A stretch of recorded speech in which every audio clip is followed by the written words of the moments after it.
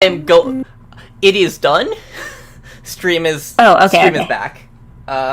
It's back? Yeah. I am gonna need to post about this on Twitter because I was dumb.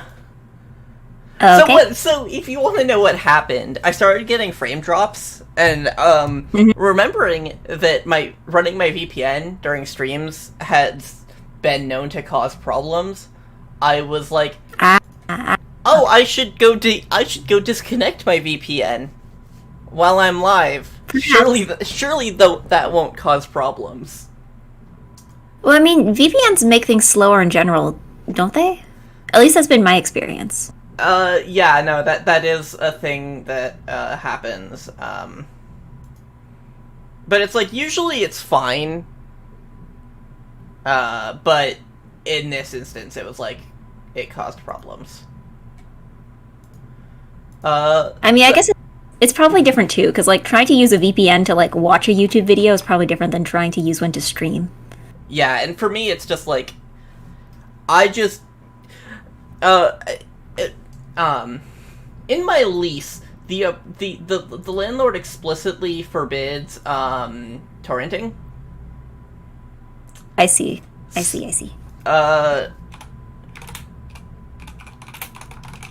And so it's just like, if I just run a VPN, it's fine. So I just always have my VPN on. Yeah, I think I have one on my phone, but I don't have it on my computer. I only have it on my phone, and I only use it if I need to, like, watch a YouTube video that's blocked in my country. Mm-hmm. That's about all I use it for. It's not good enough for it to work on Netflix, so...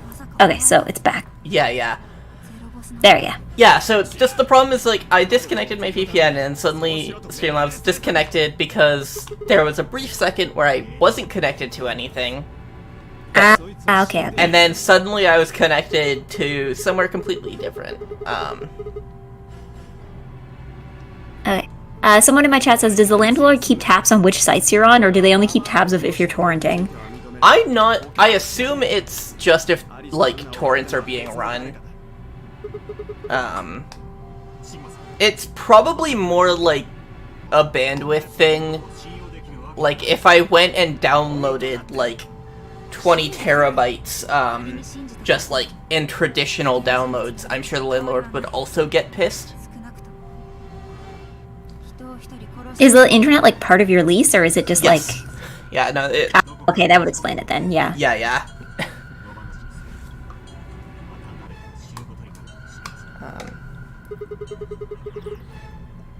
What is happening here? Good question. I also forgot. Can we scroll up? Yeah, okay, good. so... Okay, good. So... Okay, so we're just confronting Dio about stuff we already knew about.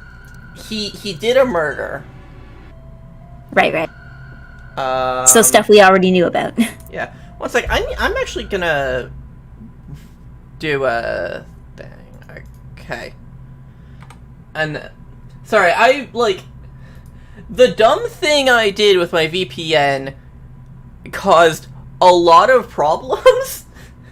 That's like, wow. Why did I do that? Honestly, it was a legal clause to keep you from uploading, downloading illegal things. So, like, yeah, that's true. Because if they're going to send a cease and desist, it would be to, like, an address under the landlord's ownership, I guess. Mm-hmm. And I have gotten cease and desists over torrents. I've been, like, over torrenting before. But that was before I started using a VPN, like, years ago. But Are they? Is it just like a letter that's just like, hey, stop? It's an email, I think. An email? Yeah, because it's like, because the cease and desist goes to the internet company. The internet company has my email. And so it's just, like, forwarded it to me. But it's funny because it would be like, I'm torrenting an album, and I get the warning for every song on the album,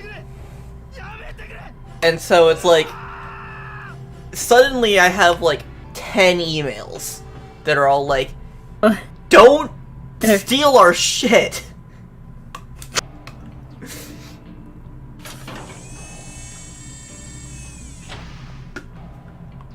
And that's definitely how I can tell it's like an automated thing.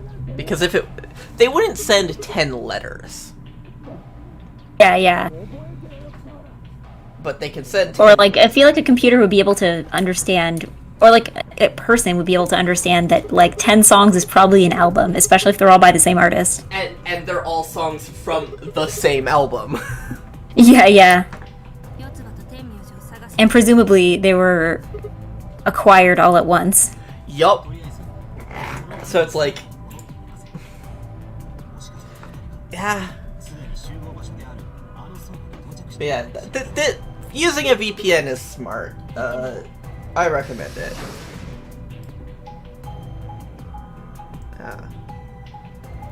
It also just, like, can be legit helpful for, like, region lock stuff. Every so often, I think I'm like, I should get one for, like, just for using, like, region lock Netflix. Because I'm pretty sure when stuff gets uploaded to Netflix, they add the subtitles even if it's not in a certain region with those languages. Like, I'm pretty sure when stuff gets uploaded to Netflix Japan, it still has English subtitles. So, like, if it's something I for the wanted most to for the dub most for, part, then, yeah. because like in Japan, Netflix does like weekly releases of like stuff, like something might air on TV and also get a weekly release on Netflix, and in that case, it won't get English subs because that's not what the licensing agreement is. But like for like a pop for like an older show, that'll be what happens, I think. Yeah. I don't actually use Netflix because I do piracy. Yeah, I still use Netflix for certain things because I like to be able to watch them on big TV. Have you ever heard of this thing called DVDs? I mean, yeah, but I don't think I have a DVD player. Well, I mean, I have one. I also don't like using it. But yeah, no, I watch anime. I don't know, I think the other thing too is I like being able to, like, you know, watch on other devices. Mm-hmm. Actually, okay, you know what's unexpectedly good? The Funimation app for the Nintendo Switch. I went in with zero expectations for that because I know their video player on their, like, desktop site isn't great. I would go in with negative expectations. Yeah. Like, I have heard that they have, like, apps for, like, Xbox or PlayStation. And so it's like, those are shit. So I would have, like, negative expectations for Nintendo. Yeah, the one for Nintendo Switch, that worked surprisingly well. I was expecting, because yeah, again, I'd seen people use, like, the PlayStation one, I had tried the Smart TV one. Those didn't work, but no, the one for Nintendo Switch worked, like, unexpectedly well. Huh. Yeah, I don't know, I mean, props to whoever's working on that one, but yeah. Mm-hmm. Yeah, don't forget the ARS memberships on YouTube. Oh yeah, because YouTube doesn't do, like, memberships or super chats for all territories, right? I remember seeing some of the, like, Hollow ID girls working, like, mostly with Streamlabs donations, because I know in some parts of Southeast Asia, super chats, like, aren't available. That's interesting.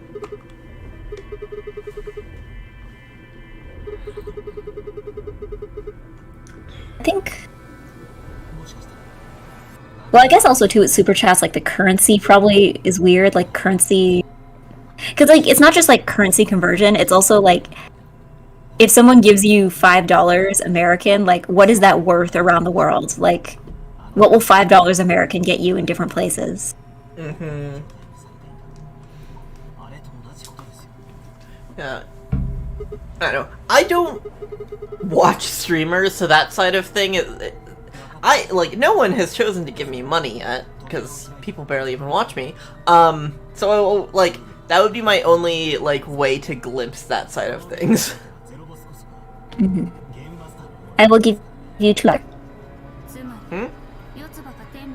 I will give you $2. Yeah, so, what's actually happening in the game right now? So, just... It feels like they're just, like, not really saying anything. I mean, that's been a lot of this game so far. Yeah, it's like... Or yeah, saying stuff we kind of already know. Yeah, and it's like, it's very important nothing. But at the same time, it isn't really important.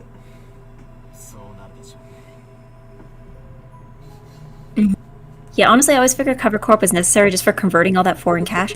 Yeah, well, yeah, I don't think it's an automatic process, because I know sometimes if you go through, like, PayPal has its own, like, version of, like, currency conversion. And I know it's very slight differences, but yeah, I know different companies will have their own ways of converting stuff.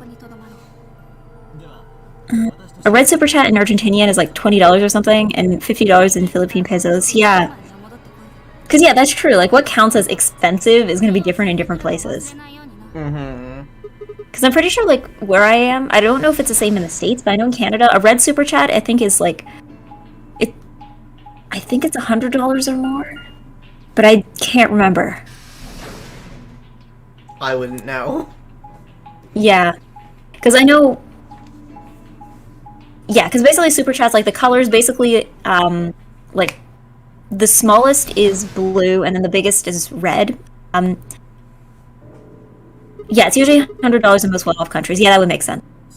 Because, yeah, it's, yeah, basically, blue is, like, the smallest, and then red is the biggest. So, and then in between, there's, like, you know, yellow, orange, like, green. Well, green is usually for membership, but, yeah. Akaspas. I think also too, like, people do sometimes do what they call rainbow super chat, which is when people will donate, but in the color order. So you have somebody that does like a blue, and then somebody does like a green, and then somebody does like an orange, and then yellow, like, and like leading up to red.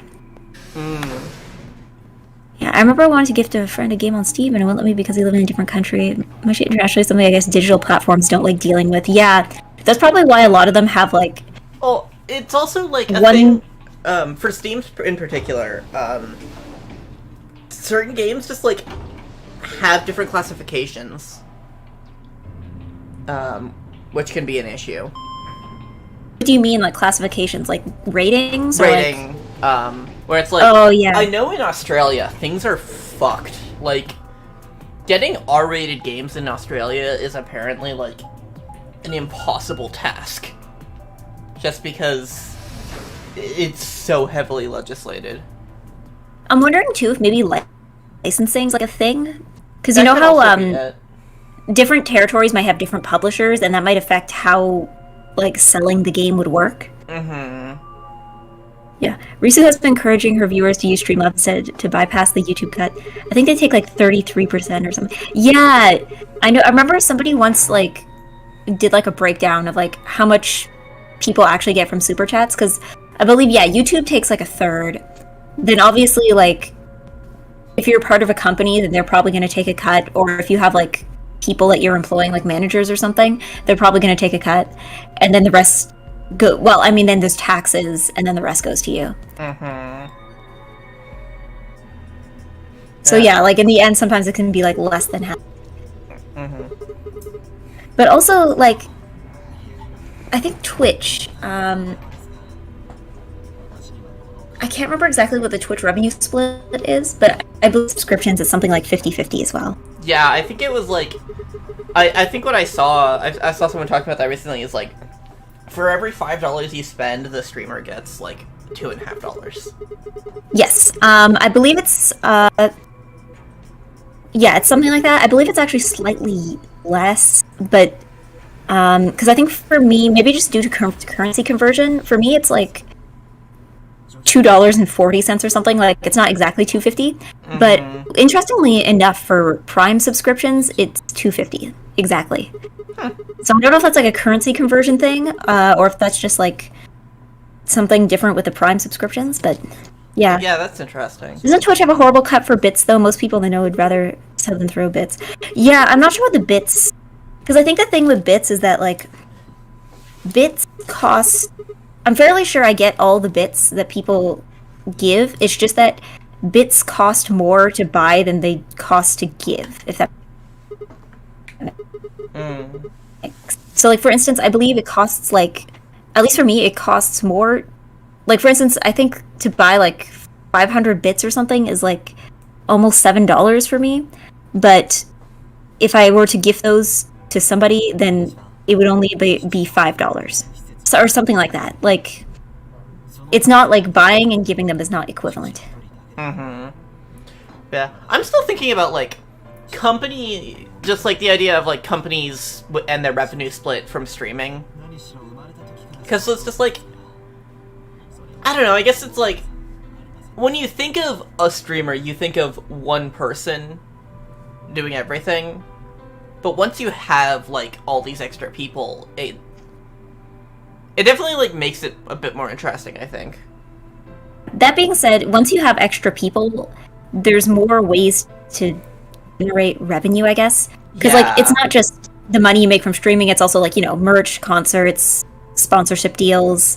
I was thinking of Loading Ready Run. Of what? Loading Ready Run. What is that? They're a variety group. They started off making sketch comedy, now they do a lot of things, and streams are one of them. Streams are a big part of what they do. And they're a company with, like, 16 full-time or I don't know how many full-time employees they have, but they have, like, 16 people that do streams. And so they do, like, 8 hours of content every day, even if it's, like, this person will be here for 3 hours on this specific stream. And then... Yeah, they're just, like, switching off, right? Yeah. So it's like, these two people do this weekly stream at this time every week. And then an hour later, these three people do this thing. And it's, like, interesting that they're a company who makes a lot of their money off of, like, stream donations and stuff, and, like, their Patreon. And it's like, they have enough money to support these people as just employees. But then, as you said, like, they also have other venues of generating revenue. Yeah, how, like, startups, small company VTubers get paid, though. Yeah, I imagine, like, the smaller startups, I imagine there's probably, like, some outside investment in them. Like, I imagine it's not just, people starting up. But I think the other thing, too, is that it depends how you hire, I guess. Because if you hire people who kind of already have most of the equipment and stuff, and, like, all you're really buying is, like, maybe the assets, it's probably not as much of an investment as trying to, like, start up a thing with a building and, like, get in an office and all that. Yeah, where it's like But I'm not sure. I'm not a business egg. For all the Hololives, like, generally speaking, at least for the English ones, they have been people who have, like, done things already. Maybe not necessarily, like, they were already streamers, but, like, they were doing, like, they were all... I'm phrasing this really poorly. You get what I mean, right? Like... Yeah. And so it's like... It's not like they're starting from zero. Yeah. So they can just keep doing what they were doing. Anyway, back to the game. I think this art of Kay is really funny. It's just like a robot, but smaller. Yeah. The legs look so disproportionate. Baby. Yeah. But yeah, no, I get why, like, from business reasons, like, a cover will never go into, like, the like, technical information behind Hololive like this. But it would be really fascinating to, like, just learn about. Because I'm sure that, like, there are a lot of odd complexities there. Yeah. Yeah. I wonder how... Well, I haven't seen a VTuber 24/7 radio yet. I mean, to be fair, I'm sure somebody has figured out how to build a site that just, like, automatically streams whatever Hololive person happens to be live at the moment. Like, there's like, what, 40-something of them by now? Like, at least one of them is live at any given time. If I had to guess, at any given time, at least like 3 or 4 of them are live. Yeah, or Niji, or even Niji Sanji, which probably has like double that of people who are live at any given moment. Mm-hmm. Yeah, so that's like... You would definitely have a full 24/7 coverage. Although... Mm-hmm. Most hololives are in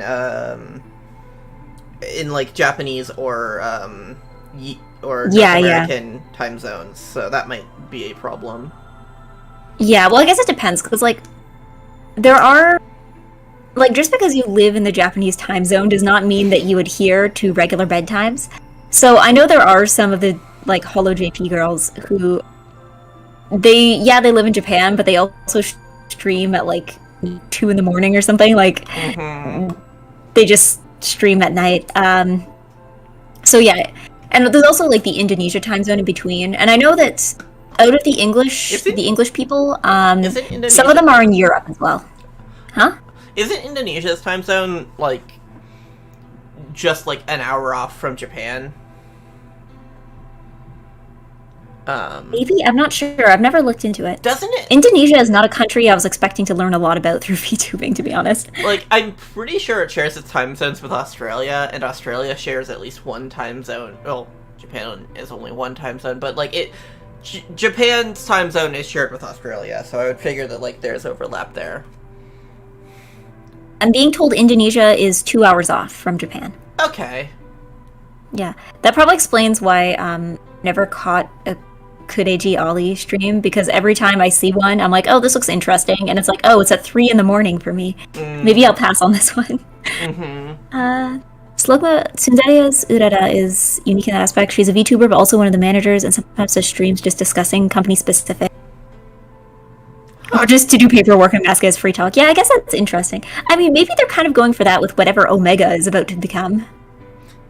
Yeah, I haven't seen a lot of that. I mean, like, when I'm not on my VTuber account, I don't actually see all that much about VTubers beyond, like, what people are... between all the art that people retweet. So I haven't seen much discussion about what Omega Alpha actually is. Yeah, because I think Omega... Because people were like, okay, they're probably not a VTuber, because if that was the case, they probably would have just had them debut with... Didn't they get a debut stream? With everyone else. What people are thinking is maybe they're going to be like kind of an English edition of A-chan or Shinove, which is like the Holostars manager. Just as like, you know, kind of like a general PR person to do announcements and coordinate stuff. Sent Omega a fun post DM and they have yet to reply. Because yeah, that's the other thing. They've been taking like fan DMs and they open a Marshmallow so people can ask questions. So, but it's very unclear what role exactly they're playing.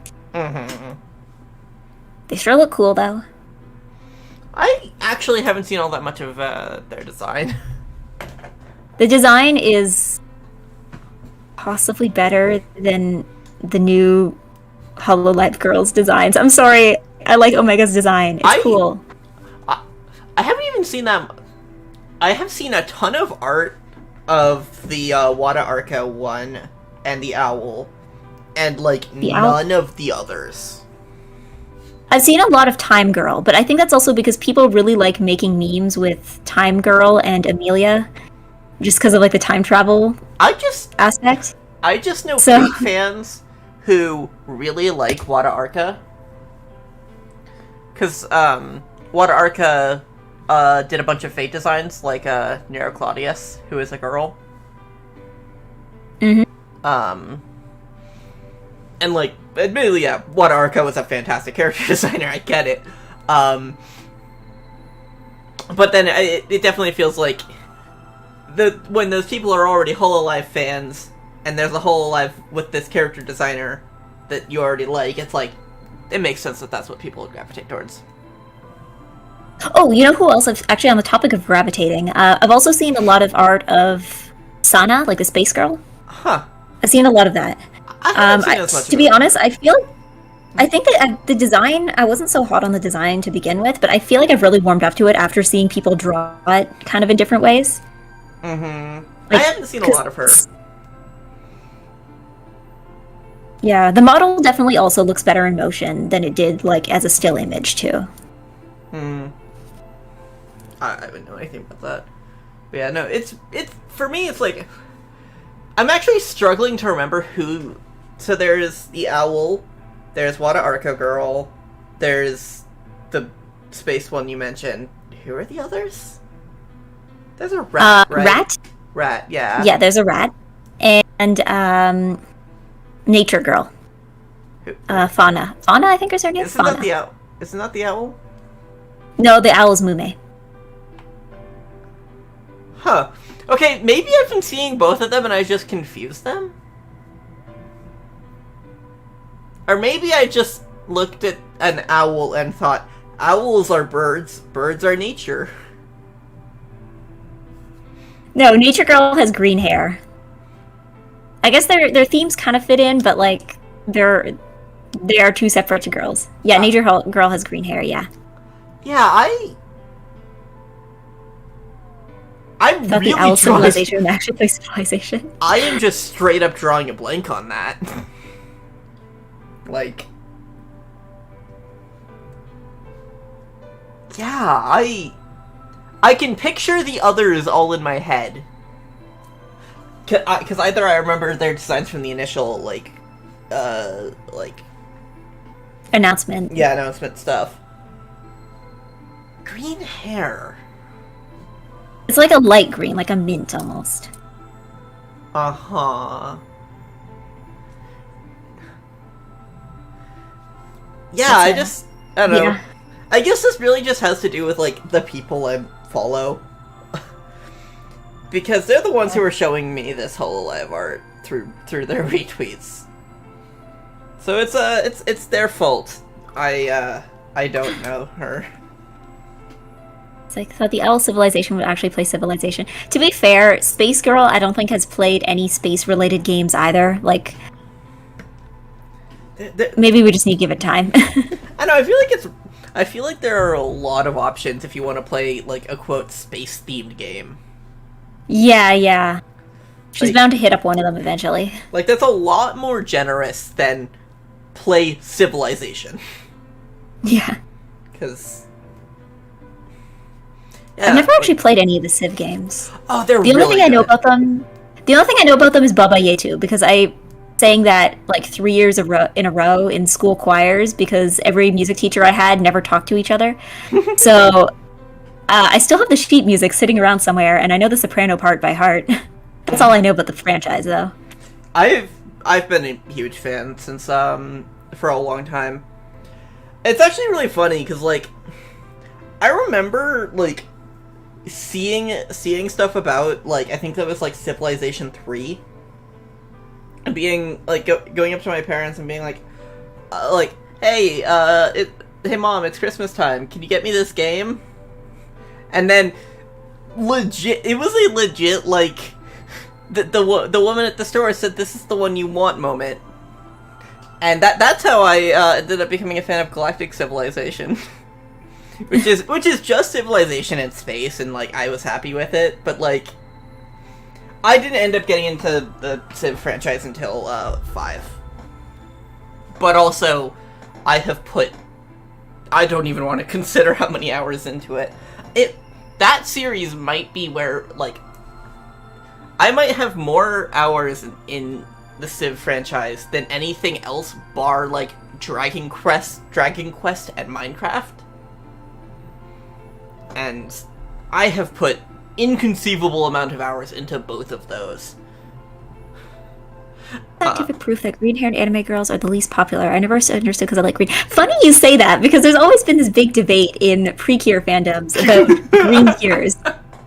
Because not every season has one. I think there's like maybe 3 total out of the entire franchise. It's just for some reason, you always got a pink, you always got a blue. There's usually like a yellow and a purple, sometimes a red, and very, very rarely is there a green. And it's also they'll go for like creative colors that they haven't done before going to green. Yeah, and I think also too the fact that like there's kind of person types associated with each of the colors, but there is none for green because there has not been enough green in order to actually pick up on a pattern. Yeah, like, God, there was this manga, that, I read, it ended in June, but I read it, I can't even remember how long it was. It was about magical girls, and it was all about, like, the tropes of colors. Specifically, the main character is a blue magical girl, which means she has to be cool and collected and serious, which isn't how she actually is. And hijinks ensue. Also, it's gay. Yeah, I'm pretty sure that was also... I remember seeing, like, a clip from a Precure movie where there was, like, a bunch of blue cures who were, like, all stuck together for some reason. And they needed to, like, all do some coordinated attack, and then they realized that none of them knew what to do because there wasn't a pink cure nearby to tell them. It was something like that. I remember seeing a clip like that. Probably the Hokuto movie? Maybe. I don't know. It was like a few years ago. So, yeah, Hokuto movie, that would sound about right. Because the Hokuto movie was the one that, was a massive crossover. It was just like, hey, it's been like 15 years since we started this franchise. Let's do everyone. Every cure in this movie at once. Which, like, it was really fun to watch, but on the other hand, like... You can only have overwhelming amount of precure. Yeah, you can only have so many characters in your story before, like, it kind of stops working. Like, it just hit a point where it was like, half these characters get no lines. Half of the remaining characters get, like, 3 lines, and it's incredibly tokenizing. And then the rest are, like, actual characters. They're here because they were in the franchise at some point, so therefore we need to put them in here. Yeah. But like, the group shots looked cool.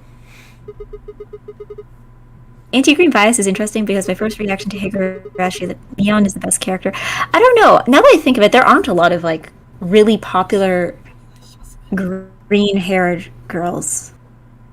Yeah. Now that I'm thinking about it, like...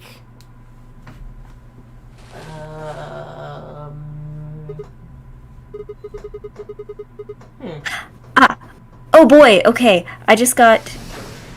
Oh boy, okay. Okay, give me a moment. I just got a redeem for Opera Eggy, and I didn't think anybody would hit it, and I don't know what to do now.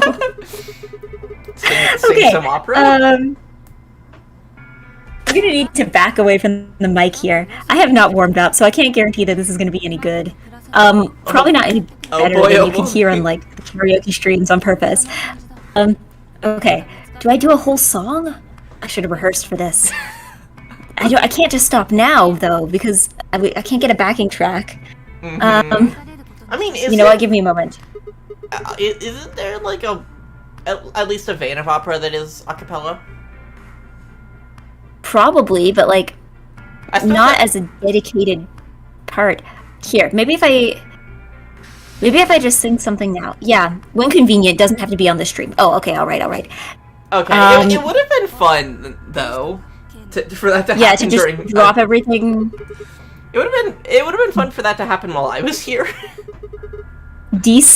Drop everything and sing. I mean, I can sing something now. I can make, like, some coupon that's like one free sing. Let me step away from the mic. Okay, is the volume still good? Oh boy, I am levitating. Yeah. You sounded fine there, like, a little distant, but... Here's the problem, is that my mic, I'm too powerful for my mic. Yeah. If I get any closer, then it peaks. So let me just give it a try. Mm-hmm.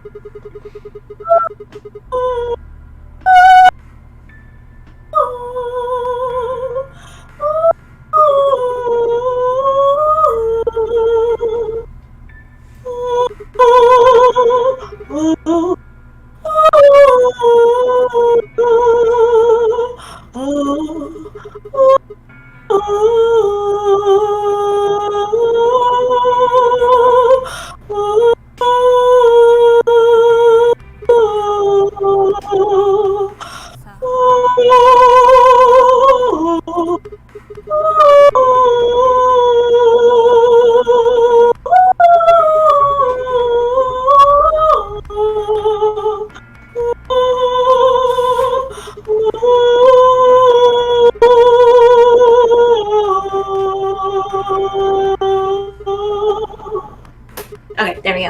I'm sorry Holy if that shit! peaked. Okay, I'm sorry if that peaked. That's like literally the furthest I can get away from the mic without like face tracking just breaking. That was really good, and Discord did it no justice. Oof, yeah, no, it's okay. It's also just my mic.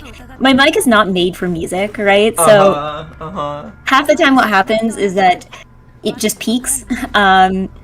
Because, yeah, usually classical music, when recording like opera singers or choirs or like orchestras, typically the mic is like, well, it's usually done in like a very large setting, you know, like a cathedral or a concert hall. But also typically the mic is like many feet away from the singer. Like I remember once looking up tips for how to record opera, and they're like, stand 10 to 15 feet away from the mic. And I'm like, I don't even know if my room is 10 to 15 Oh feet yeah, no. wide. Mine is definitely not. Yeah, so yeah, Yeah, Mr. holy Microphone shit. is quite weak. Mike Kun is too weak to handle Eggy's power. I need to rename like the karaoke streams to like microphone abuse, because that's what keeps happening. I've given up. I've just given up on like not peaking. It's just gonna happen if it happens. Yeah. Yeah, not claiming it during the Margot Club was a missed opportunity. We could have peer pressured her to sing along. I don't even know what we would have sang though. We'd have to do a duet. Maybe I could do like, I'm sure she could do Phantom of the Opera. Like the Phantom's part doesn't go that high. I don't know if she knows Phantom of the Opera that well though. That song inspired me to learn how to play the cello. Oh yeah, like yeah, the one from Persona. I know. It's weird because usually the instrumental I sing along to for that one is this one from like 2011 on YouTube that's just a piano part. But I don't know if the arrangement changes for different games though. For what game? Yeah, Persona games. Because what I'd sung was from Persona, but it appears in every Persona game. But I'm not sure if the arrangement has changed over the years. I would. If it has appeared in every game, I imagine it would have to, just because recording technology has come a long way. Yeah. And like, sound in games has come a long way. So, even if it's like a similar arrangement, I'm sure it would be like re-recorded every time. Yeah, it's a different tune across games. Oh, interesting. I don't know. I always think too about a few years ago, somebody had made this mashup of Aria of the Soul, because there had been like this like I can't remember what it was called, but they made like this like dance version of Aria of the Soul, and then somebody went and mixed it with Get Lucky by Daft Punk, and I don't know, that was just like that was good. I'm gonna see if I can find it again. I can show it to you later. I think they called it like Get Lucky in the Velvet Room. It's great.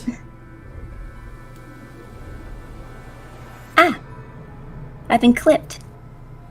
Caught in 720p. The opera clip. Does it?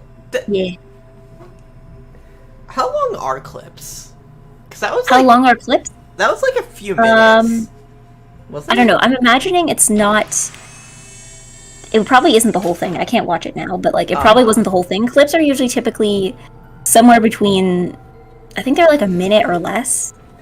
I think when you clip something, I think it automatically puts it to like 30 seconds. But yeah, usually I've seen that ones that go up to like all the Go clips are a minute max. Okay, that perspective there was kind of wonky.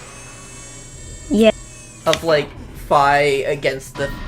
Oh hey. Oh boy. The You know, I don't feel a lot of things towards this image. I feel just a tinge of happiness.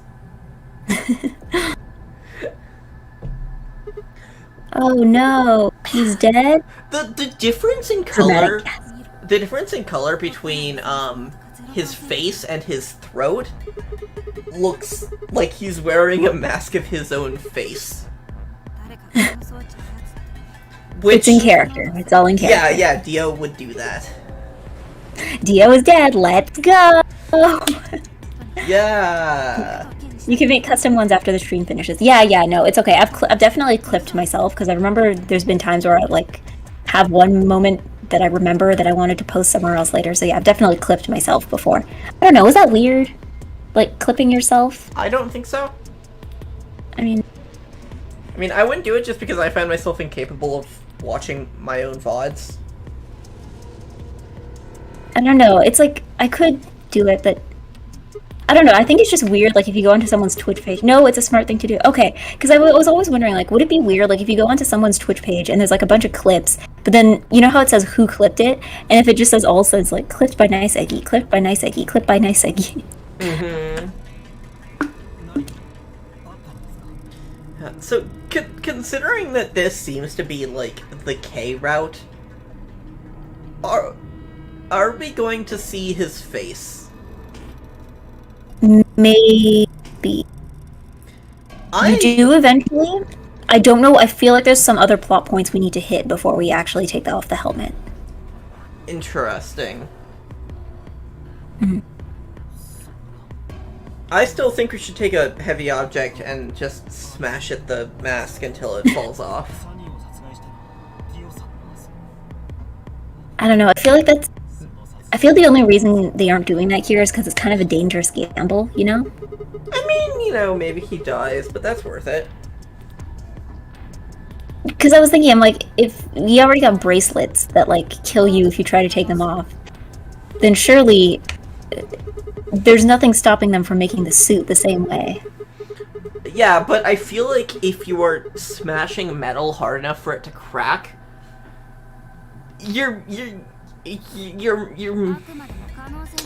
we might not see his face in a very pretty fashion.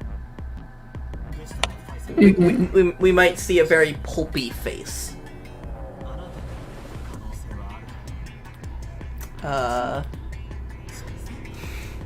But I think we should try it, you know? We have time travel.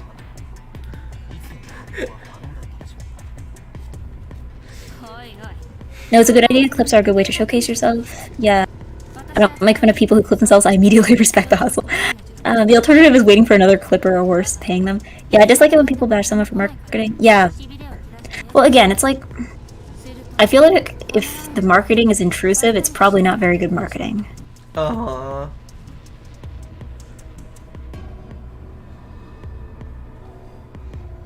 Yeah, so,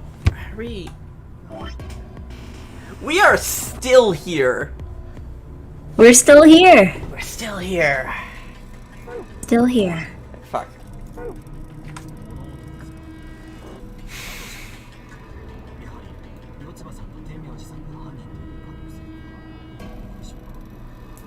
But yeah, I don't know where this route is going.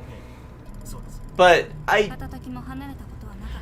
if you say we need to see more stuff to see under K's mask, then like maybe we end up like at a dead end. Possibly.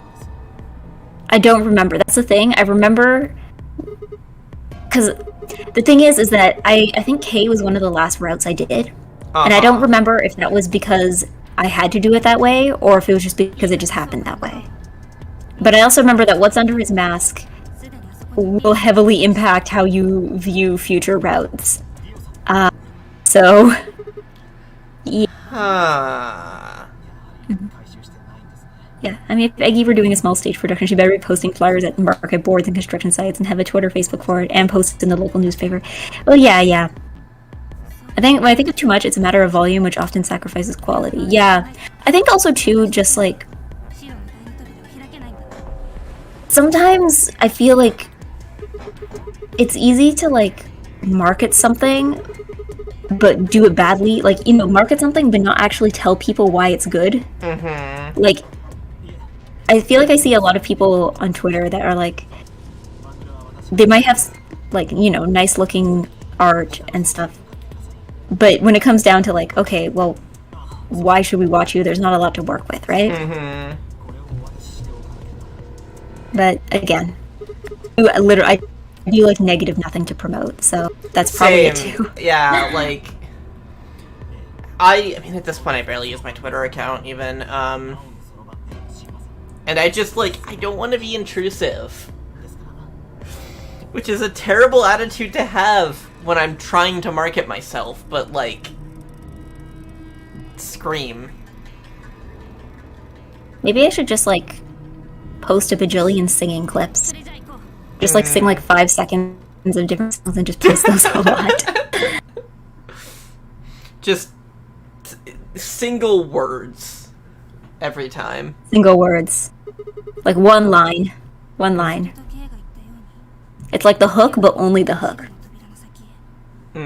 See, that led like ping pong ball in my brain. Are there VTubers on TikTok? There have to be, right? I mean, okay, depends what you mean by on TikTok. Because there are people who use it to promote, because it's a good way to do that, because it's a good way to, like, you know, get the name out. But as far as, usually they don't stream there because nobody has figured out how to stream on TikTok with a virtual avatar. Interesting, okay. That's not possible yet. Also, the other thing with TikTok, too, is that you need to have 1,000 followers in order to be able to do a live stream. I mean, I didn't even realize that TikTok had live streams. I meant more like, because you do get people making VTuber videos that aren't streams. Yeah. So I was thinking about that on TikTok. Yeah, no. People definitely have accounts, but it's usually not their main focus. It's usually just either a place where they dump their clips, or it's, you know, a thing for promotion. Which... Because, yeah, there have been some VTubers who have done quite well on TikTok. Yeah, just like... I know, TikTok seems like it's like such a cultural force that, like, there has to be someone doing that. Maybe they have, like, 3 followers, but, like... I can't imagine that, like, that's a totally untapped market. Yeah, no. I think, if you've ever heard of Girl DM, she's done really well on TikTok, but part of it, I think, is because, A, she has, like, excellent model and excellent, like, tracking. Like, she has, like, not full body tracking, but she has, like, really good hand and face tracking. So it looks very impressive. But she would also do a lot of videos about, like, you know, answering people's questions, or like explaining how, you know, face tracking and how that kind of stuff works. So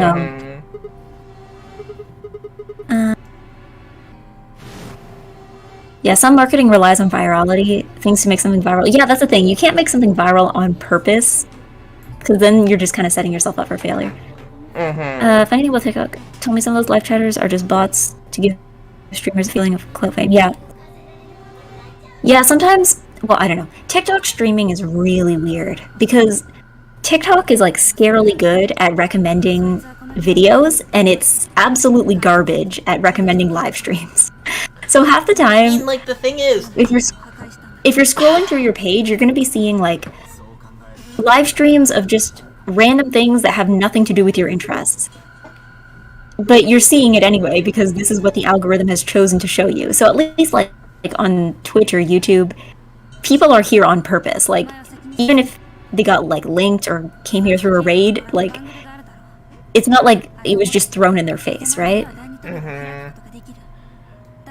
I mean, maybe this is just because I don't use TikTok, but, like, TikTok is for, like, videos that are, like, at most a minute long. And, like, that's what I think of it for, not streams. Yeah. Well, again, it's partly just because, A, yeah, you do need to have 1,000 followers for streaming, but also just streaming on TikTok is not particularly fun or enjoyable. It doesn't have a lot of features. I think they just added it because like all the other sites have the ability to go live, so they need to as well. Yeah, like fucking Twitter has that now. Yeah. So Yeah, you can make something viral on purpose, but it costs a lot of money and resources, and that sort of defeats the purpose of why viral marketing is valuable. Yeah, exactly. yeah, Yeah. no, if you have the ability to guarantee that something will go viral, you're not an indie creator, you're doing a psyop.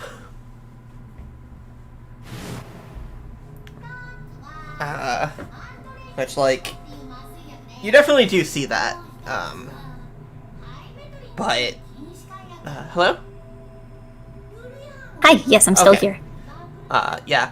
But yeah, like, I could not do a psyop. I do not have the marketing budget for that. I do wish I was, like, better at marketing myself, though. Just because...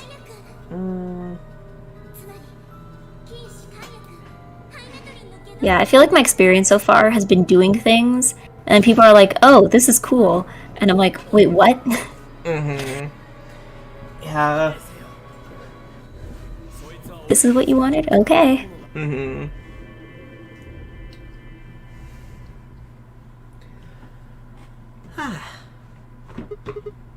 I just got an achievement. Yay! What did you achieve? Something about needles. Oh, hey! Hey! I think we just passed that lock. Oh, I think that's what just happened. We remembered unlocked it? something. Oh my god, okay. that was such an awkward camera. No, but like... What was that camera angle? I thought Sigma was just gonna faceplant directly into the wall. Okay, but like... That was also just a really cool thing to do. They haven't done that before. The camera can move. Yeah, The she can sing and she's not playing Apex? That's a problem. I don't know. I don't even know if my computer could handle streaming Apex, even if I wanted to. Ape eggs, legends. Ape eggs. I don't know. I'm not like a shooter person in general. Okay, so now that we're back here, look at the difference in skin tone between his neck and his face. Yeah. This man is wearing a mask of his own face. Look at the eyes. You can see kind of like the redness. You can see the redness on his forehead too, like around the eyebrows. Yeah, but it's like it's a gradual change there compared to just like the hard shift. Yeah.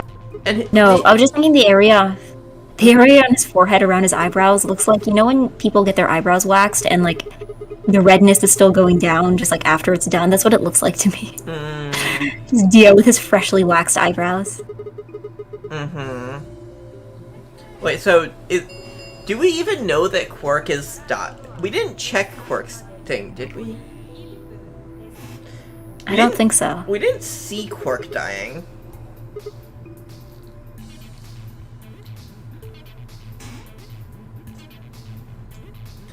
So...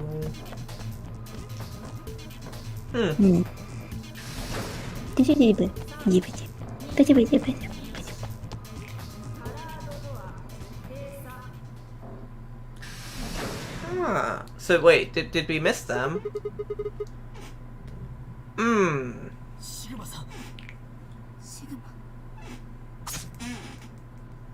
Did we just get stabbed?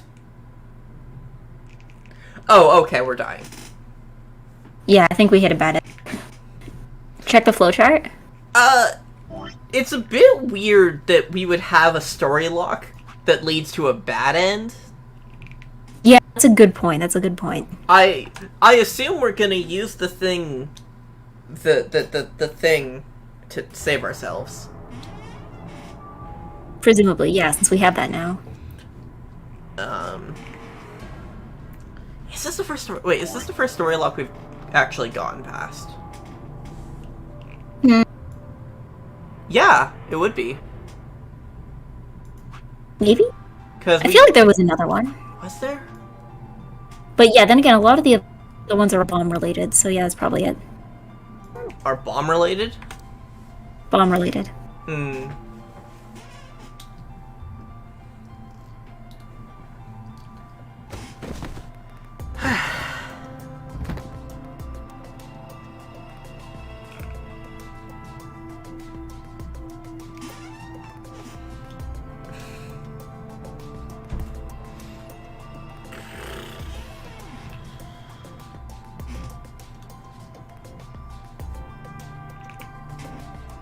Yeah, like, things are definitely happening here. Yeah.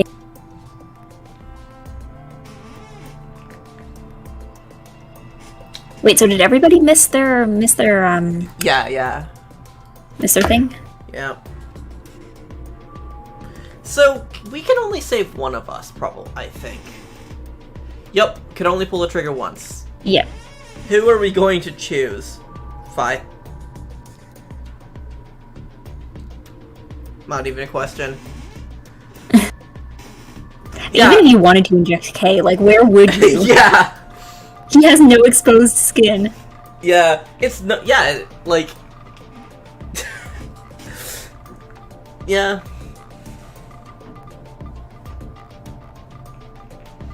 I am not sorry.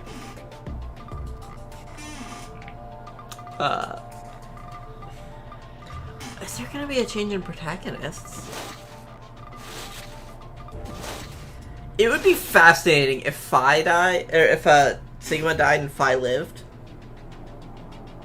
I hope that's what happens. It would be an interesting game, but I feel like that would mess up a lot of stuff. And then Phi can go and find something and smash open K's head, and also his helmet.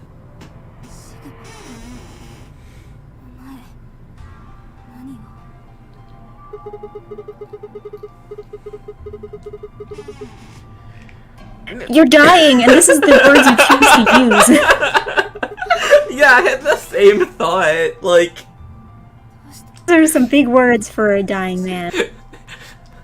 Like, this fucker is going to be gasping his last breaths, and his last breaths are going to be like the length of a college essay.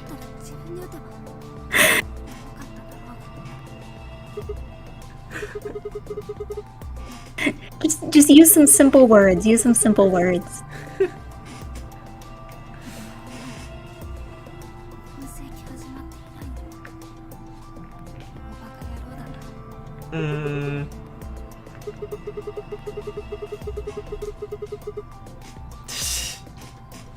No, Sigma doesn't deserve respect. Maybe just a little bit.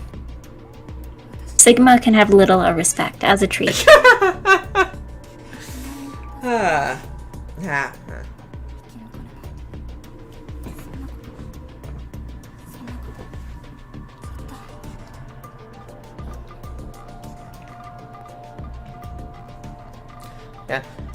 For some reason that for some reason that like bit provoked a conversation internally, which doesn't usually happen during streams.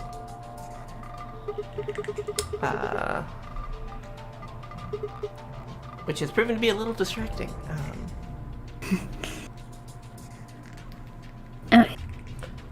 So, noticed it. The thing we already knew about. The thing we already know about. The thing we already know about. Because we're seeing... Of course we have to know about it because we're seeing it here. So... I guess we need to find the key?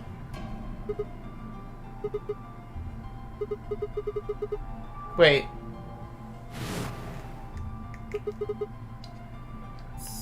Did we already find the key?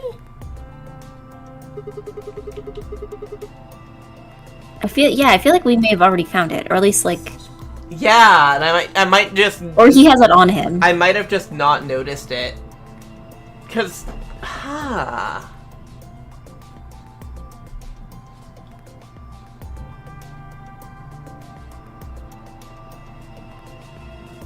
the key was in the golem room. Ah, okay. Interesting place to put it. I suppose it makes sense.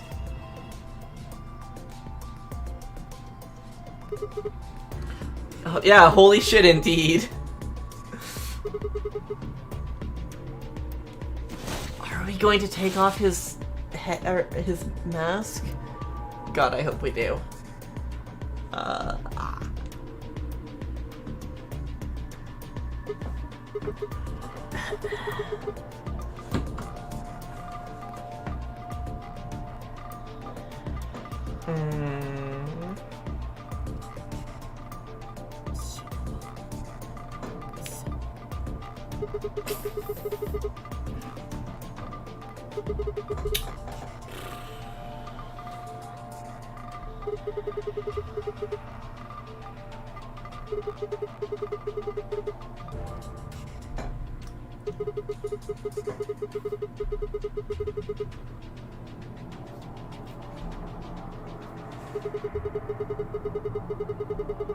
Okay, so like, how would he get out of the rest of the suit? It feels like That's a good question. it feels like there isn't a seam. Yeah, or like it wouldn't be one single suit. Like it'd be in multiple parts. Like the arms are apart, and like Yeah, you got like the upper leg and the lower leg. it's not gonna just zip down the back. Mm-hmm. Yeah, it's not like a Halloween costume. Mm-hmm.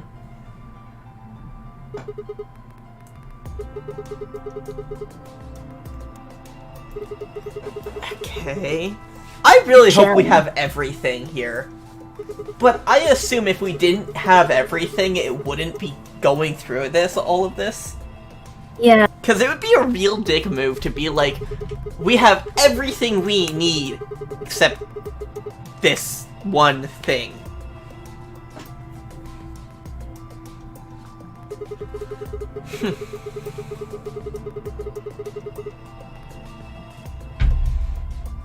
I'm going to drink some water.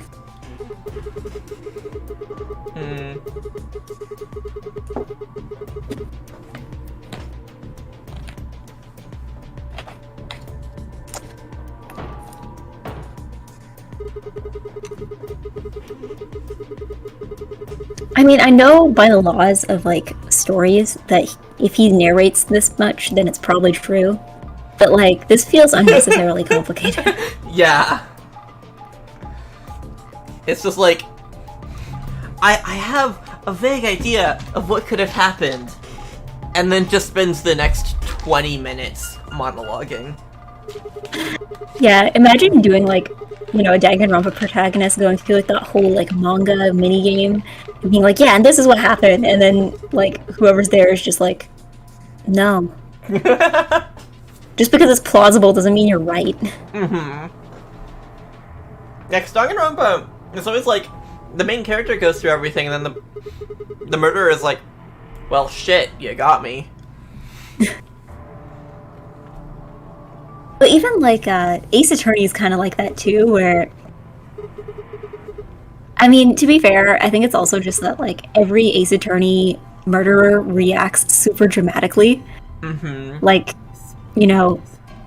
Phoenix or whoever will just narrate out their entire plan, and then they just go, and then, like, something dramatic happens, like their clothing falls apart or their hair falls out or something, like... Yeah, and in fairness, like, if you spend, like, however long, or you're, like, a super genius who managed to, like, plan out the world's most elaborate murder, and then this person manages to beat for beat recount exactly what you did, like,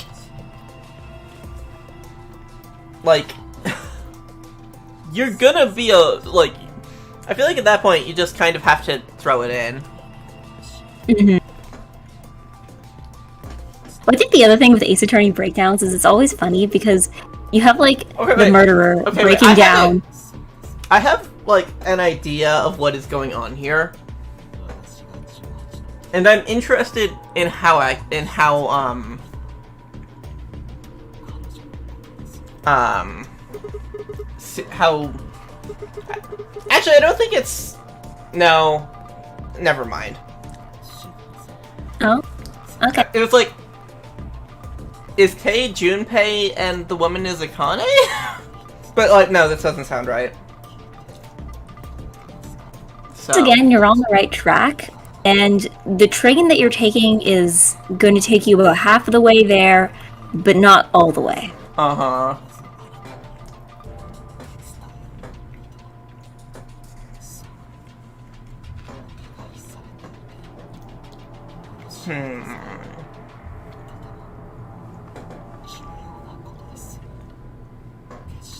But yeah, no, I was thinking with Ace Attorney, though, because the breakdowns, it's like, if someone's already accusing you of murder, is like violently slamming the witness stand and yelling at the defense really gonna make you look less guilty?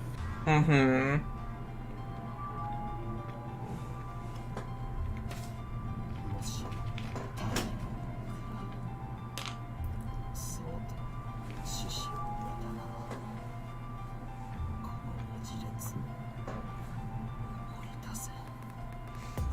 Huh.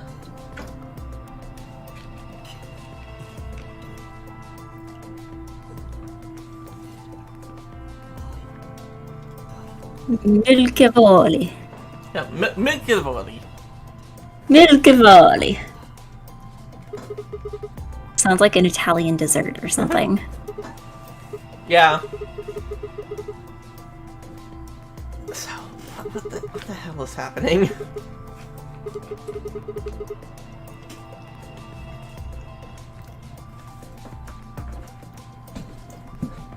I like to imagine Sigma's doing this, like, as if he's, like, Joker from Persona, and just, like, jumping on his back and tearing it off.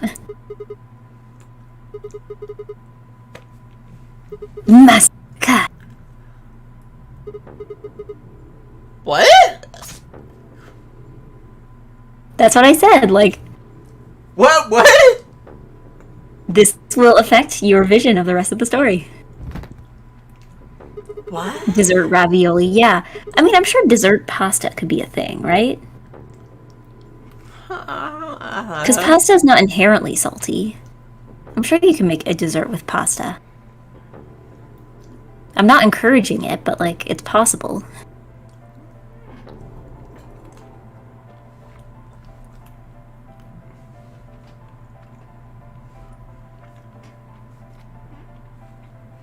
So this was... You're still processing that? This was, like... I was spoiled on this in fragments, but it was enough fragments that, like... I could not have pieced this together. Like... I think I saw the, like, specific thing with Kei's, face.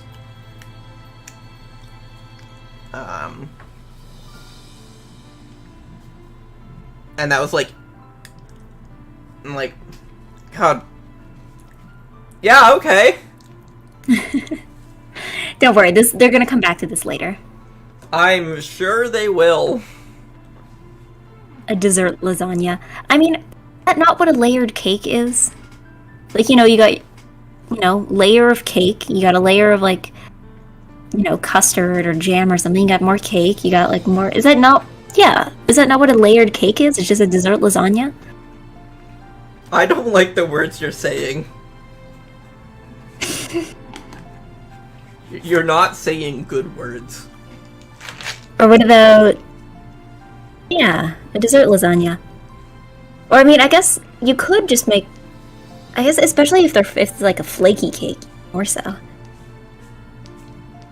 I thought the only real thing lasagna needed was a specific lasagna noodles. I think it depends, because, like, it's like how, like, you have spaghetti noodles and then you have spaghetti, like, dish, where you can have other dishes with spaghetti noodles, but then, yeah. A crepe is like a pasta thickness and consistency, but sweet.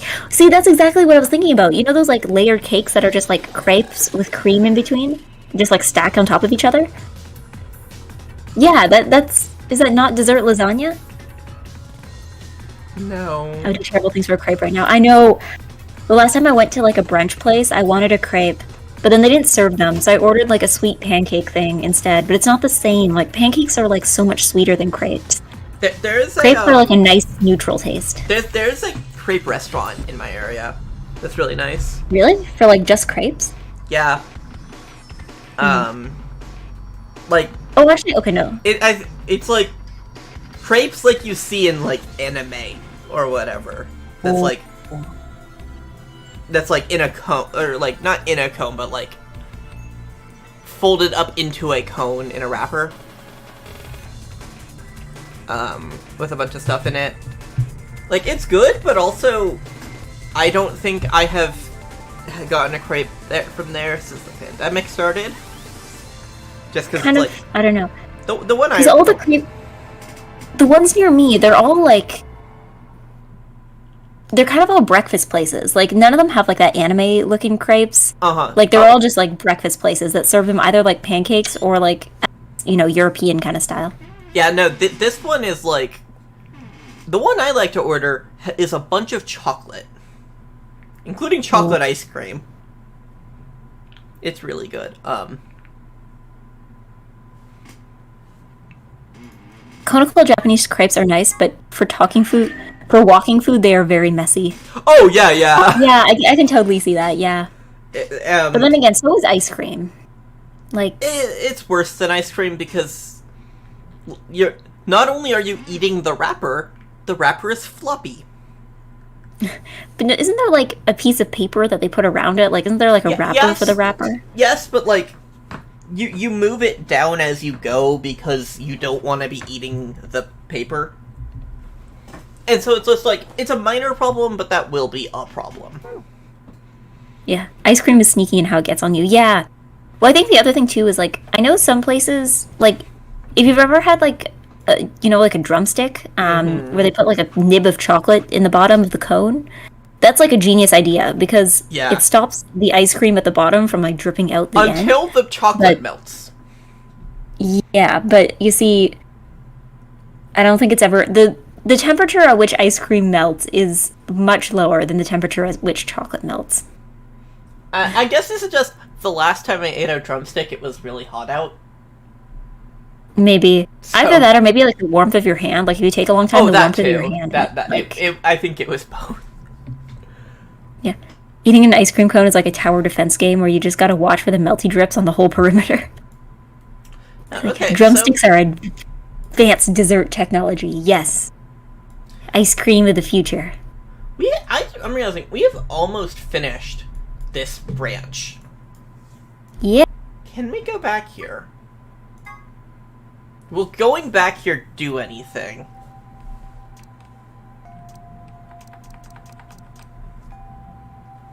Okay.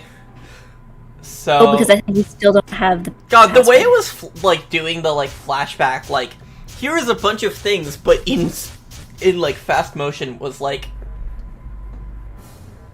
Seizure, like, I don't have problems with seizures. I can imagine that being, like, a seizure thing. Okay, so we don't have the password. Yeah, we don't... Yeah, we don't have it yet. This is like the last thing I think you get. One of the last things. Alright. Yeah. Because what the ID and password are emotionally important. Got it. I couldn't remember what had been the holdup there. Which is why I was like... the future is a thing already. It's called Dippin' Dots. Very true. Very true. Dippin' Dots is hopefully from a dark failed timeline that we are not on. How dare you say such a thing about Dipping Dots? Dipping Dots are excellent. They're cute. Let's see if there is something we can do here. Like Dippin' Dots. And suddenly the world shifted. But they're overpriced. Yeah, that's the only thing. Well, the other thing, too, is that... I haven't had Dippin' I don't know Dots. if it's the same everywhere. I haven't had Dippin' Dots in like a decade. A decade? Yeah. I don't know. I think it's because here, like, Dippin' Dots, it's not like other ice cream places where they have one in, like, every mall. Dippin' Dots usually only have them in, like, very specific places. Like, I know they have them at theme parks sometimes. I think there's an outdoor mall in my city that has one. but they're not super common. Like, they're very selective about where they sell them. Yeah, no, I'm pretty sure the last time I had it was like either with my family or it was like a school trip to a theme park, and I got Dippin' Dots there. It's just not something I had a lot. They don't taste good, they're just aesthetic. No, you're wrong. They just taste like normal ice cream. I don't remember. But it's normal ice cream that's aesthetically pleasing. I don't remember which of these it's supposed to be. I think crew quarters. What's the question? Where is Alice? Where is Alice? I think it's crew quarters. Well, I mean, if all fails, we're just gonna pick up here again. We have time travel. We will, Right, fuck. We will, figure it out eventually. I want an infinite no, supply I got an achievement. Okay. Yeah. I like Dippin' Dots, cotton candy, and I like the mint chocolate one, but I also like most things that are mint chocolate, so I don't think that counts. I think I'm just biased.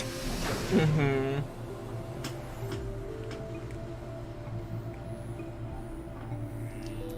Yeah, I only recently came around on, like, mint chocolate ice cream. Were you like one of those people who are like, ew, it tastes like toothpaste, until one day you learn to enjoy it? No, I didn't hate it, I just didn't like it. It was just sort of like, it's a thing. My sister would get it. Hey, we were right. Yeah. Whereas for me, I've always been a fan of cookie dough in ice cream. Cookie dough. I don't know, for me, I think I'm just... It depends on what kind of cookie dough ones it is. Mm-hmm. Cause you know how you have some that are more peanut buttery and you have some that are more chocolatey? I just usually definitely end up like the chocolate chip cookie ones. dough. I've told the Oreo story now. Fun fact, Yeah, not an issue with like cookies and cream ice cream that mixes in Oreos. If the chunks are like too big, it will be a problem. But like, yeah, usually they're like crushed to pieces. yeah. If the chunks are too big, that's not the only problem. So it's like, I have it less now because I have just like taste changes in time. But like, that's an exception. There was animation there for a second. Yeah.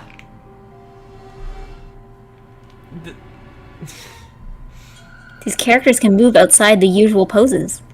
Whoa! Whoa, more animation. That was a lot of animation. There's two characters moving. Yeah, and it was at the same time. Yeah. And why didn't it just keep going? Like, you could have just looped that animation, even. Like... Yeah. It's weird the way they do it, because they have, like, animation, and then it just suddenly stops, but, like, it doesn't stop in a place that makes sense, so it just looks like the game broke for a moment. Uh-huh. Yeah, Alice is gonna die again, LMAO? Maybe not, because we're here, and we have knowledge. Yeah.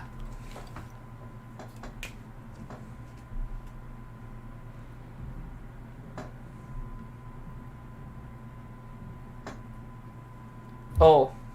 Oh no. Are we gonna bleed to death? No. I think the opposite's gonna happen. Haven't we been in a situation like this before? I don't think so. Oh hey, she's in this pose and she doesn't have blood on her. Cool. Somebody in the chat said something funny, and I can't say it for another few minutes.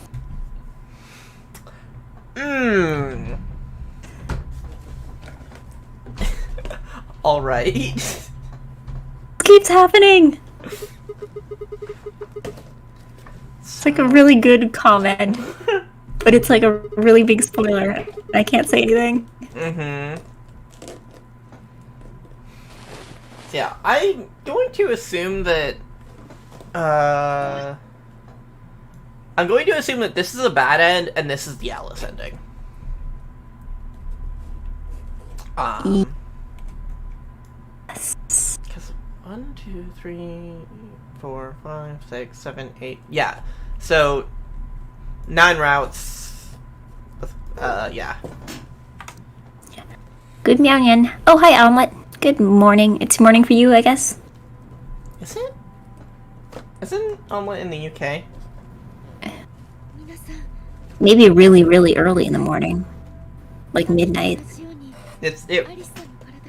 No, because this stream would have began at 12:30 in the morning.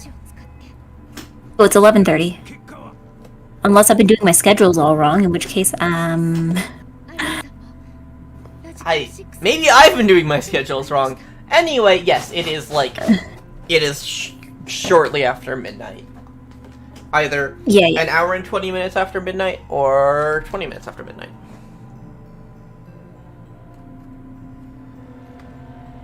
I like reading more than meowdy. Never thought I would say it. Yeah, meownin'. It's a meownin'. It's a meownin'. Okay, yeah, it's 2 in the morning. Okay, yeah.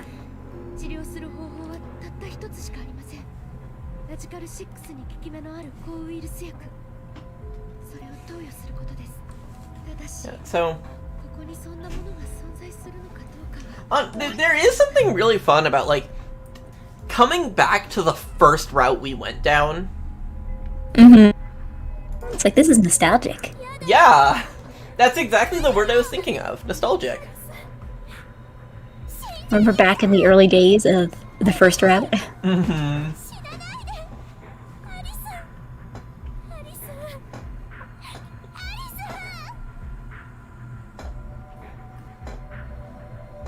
I can't... So is it just an issue with the, like, shading and stuff that makes it look like Alice has freckles? Is that just me? That is just you. I'm not seeing it. Like, on her face, like, dots from, I think, like, shading and stuff? I'm not seeing it, but maybe you're just seeing a higher resolution image than I am. Right! Yes! That's... right! You know, something I realized recently, earlier today, I was going back and I was, like, I was watching music videos of K-pop songs that I really liked when I was, you know, a teenager. And I remember looking at some of the videos and I'm like, wow, these are really crunchy quality. And even some of the official uploads are only in, like, you know, 360p, like, because some of these are from, like, you know, 2010, 2011, mm-hmm. And I'm like, wow, okay, we've come a long way. Yeah, no, I remember, but then also sometimes it's... Oh. Yeah? So it's like, come on, guys, please release an HD cut. This video, the original is, like, 360p, but it's a good video, but please upload a high-definition version. Yeah, I remember in, like, 2014, YouTube was finally rolling out 1080. 1080 video. And, like, my laptop at the time could not run that. Like the screen wasn't good enough, or... it might have been an internet issue, maybe, but, like, it could not get 1080 videos to work. And then, like, the reason why I say with my laptop is, eventually I did upgrade laptops, and that second laptop could run 1080 videos. Yeah. But it was, well, I think also too. Yeah, I think I stream in 720p, but that's just mostly because I used to do 1080 and it made things slow. And then somebody one day recommended, like, oh yeah, why do you do things in 1080 if you're just playing, like, Stardew Valley or something? Just turn it down to 720, and I haven't had any issues with that since. So, yeah, that's why I do things are in 720, because otherwise they don't work. I don't know what I run my stream at. You can check in Streamlabs. I can tell you how to do it after. Most likely, I believe the default is 1080, because I had to turn it down. But okay, Henri says their previous laptop couldn't run 1080 videos.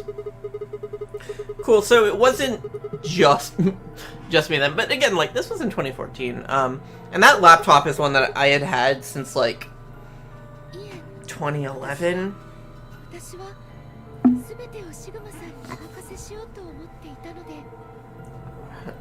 God, Almut says, still remember back in 2014 upgrading from a laptop which couldn't run 720p YouTube videos to one that could stream 1080p videos but didn't have a 1080p monitor. Oh. Oof.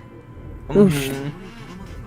I mean, I feel like it gets to a point where it's like, okay, I think we've reached the maximum number of P.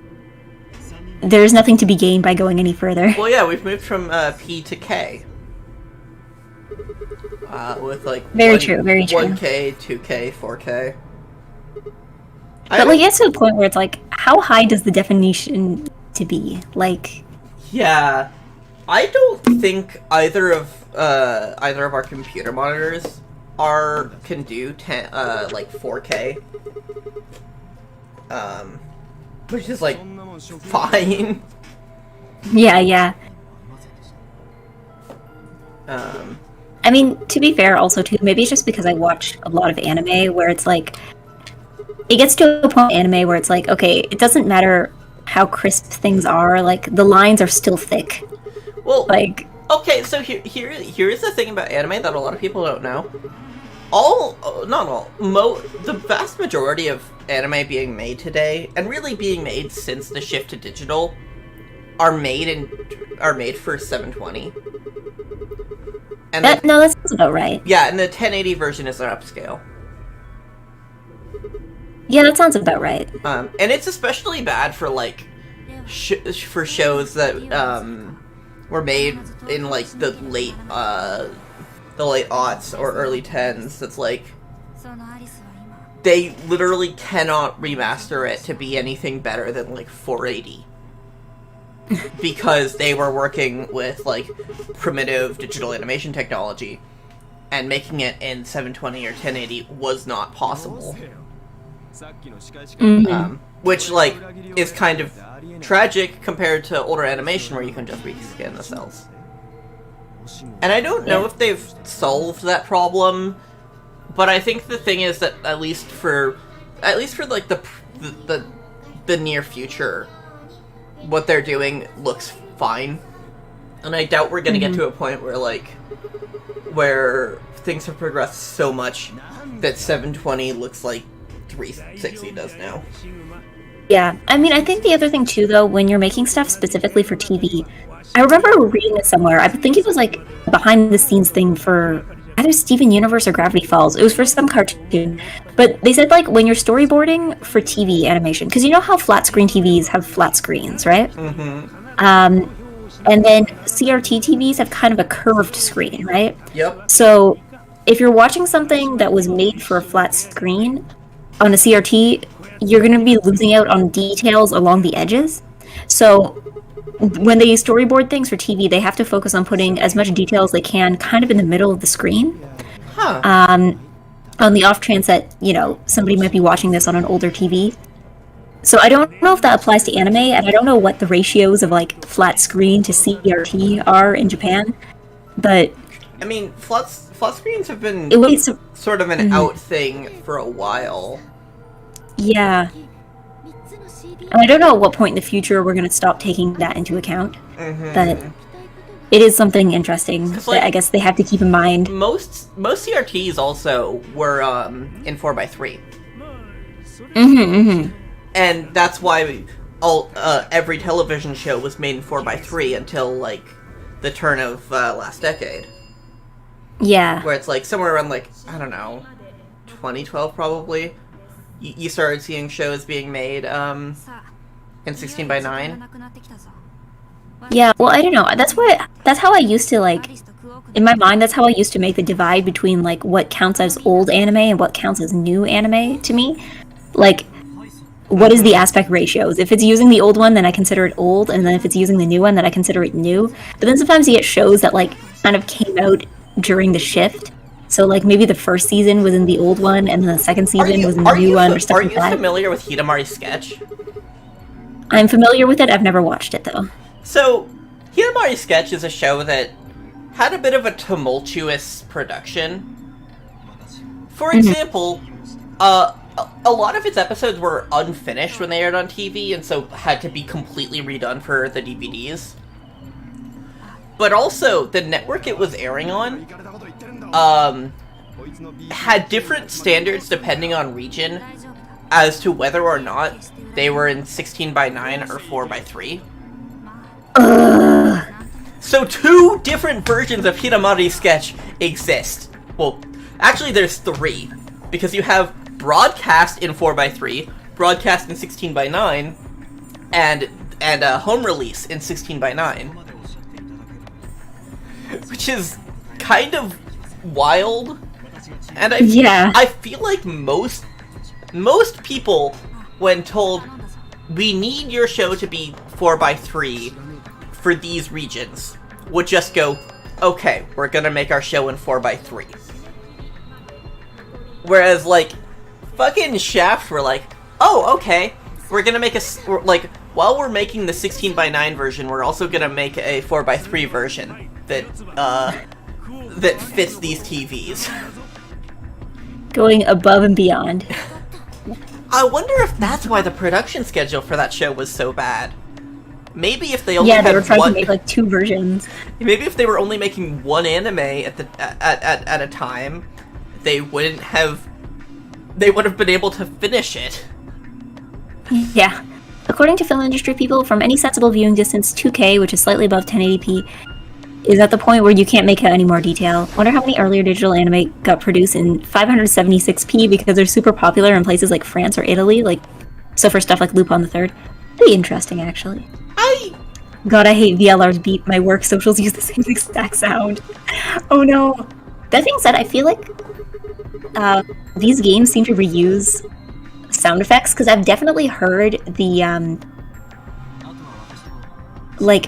some of the door noises from the Zero Escape series be used in I, the Somnium Files. Like, I just hear the noise, I'm like, wait a second, that sounds really familiar. Yeah. I'm still thinking about, going back to the point about, like, would anime be made in odd aspect ratios because they were standard elsewhere? But I don't think so. Mostly just because, like, it's only recently that, like, anime production committees are like, we need to keep in mind, like, the foreign markets for this. Because, I mean, they weren't there, it's just that they were kind of an afterthought. Like, yeah. Oh, some people in France want to see this? I mean, I guess we can get it dubbed. Yeah, compare that to nowadays where it's like, Crunchyroll is on the committee for these things. Like, yeah. Sony owns Crunchyroll. Like, so it's like these markets are not only massive, but they are actively taking part in these elements, like in the design. So, yeah. Well, that being said, something I think about too is how many shows we don't think about in North America because they never got released here, but got released in Europe. Because there are shows, like, sometimes I think about how Rose of Versailles basically got a release in, like, every language except English. Back during its original run. Like, it got a French dub, it got an Italian dub, it got released all over Europe. Interestingly enough, too, in some other regions, like, I remember, because I have some Rose of Versailles t-shirts from when they did the Uniqlo collab a few years ago. And I remember once I was wearing one to work, and Shinji moment.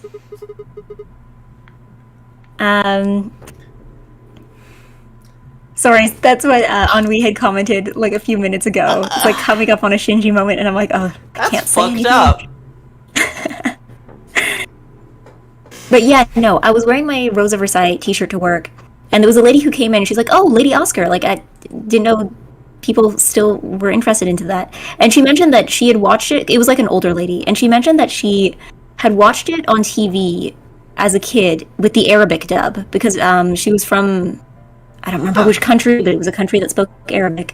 So yeah, like, it's interesting, like, where they got released, and somehow it got an Arabic dub, but it never got an English dub. Like, I think it's, for the longest time, the only market for anime in English markets was like action, was like violent stuff. And so it's like you wouldn't even get like eventually, you know, you would start seeing like rom-coms getting translated, but even then, like, you would have stuff like Love Hina, but that would be a minority compared to like all the like action OVAs and like and shows that got translated. Yeah, it was either like stuff for kids or stuff that's, you know, big explosion, boom, like boom, dark, gritty, like men fighting. And so I feel like that, like, the fact that anime was so pigeonholed, is what kept stuff like Resident Versailles from getting translated. I think also too there was a lot of World Masterpiece Theater stuff that got released in Europe, but that makes sense because a lot of them were based on European stories. Yeah. So it's kind of already a market for it there. Yeah, it's like, oh hey, it's this book I like, and it's animated. And like, you know, if it's sufficiently dubbed, like, the people might not even really think, oh, it's animated in Japan. It might just be like, oh, okay. I mean, honestly, it was actually interesting because a lady I talked to who had watched it in Arabic, she was actually surprised to find out that it was. I'm like, oh yeah, it's actually from Japan. She's like, oh really? I always assumed it was from France because it's about the French Revolution. So I think just the way it was marketed, like, people know about France, I guess. But yeah, there was a live-action Lady Oscar movie. Yeah, I remember hearing about that, and it was in English for some reason. That is a weird blend. Like, who was it released for? Like, I'm wondering what audience that was for. Yeah, some kids' anime are way more popular in Castilian or Arabic-speaking places than they are even in Japan. Interesting. What are some examples of that? Actually, I'm curious now. Because I know there's definitely been things that were more popular elsewhere. Like, there's definitely stuff that's more popular in the US than in Japan, but... Yeah, and, like, I know that, like, odd kids anime would get aired elsewhere. Like, there's a bunch of Gegege no Kitaro, that, like, we have English translations for it, but only because, in, like, the 80s, like, 26 episodes from, like, the most recent series had gotten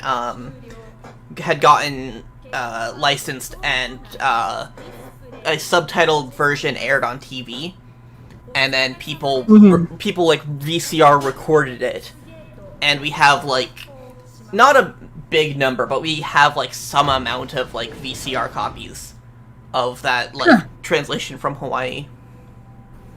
Yeah, and I think it also in like maybe somewhere else in Polynesia. I'm not sure. The Lady Oscar movie was released for nobody. It's his least popular movie. That's a good question because, like, it was apparently, yeah, because it was like in France. It was produced in France, based on a Japanese property, but made in English. So it's like, yeah, literally, who is this for? Yeah, Grandizer was huge in Lebanon. The fact that I've never heard of this show Wait, repeat probably that? says something. Grandizer, Grendizer, is apparently big in Lebanon. That sounds like a mecha thing. It really does. Like, that is just a convention for mecha names. Okay, Grandizer is a Mazinger spinoff, I'm being told. That makes sense. Because, like, Mazinger was I feel like every time I'm quoting what somebody says in chat, like, I feel like I'm, like, broadcaster who's like, oh yes, this just in, sources are telling that Grandizer is a Mazinger spinoff. Like, this is someone's, like, telling me things through an earpiece. Right, yeah.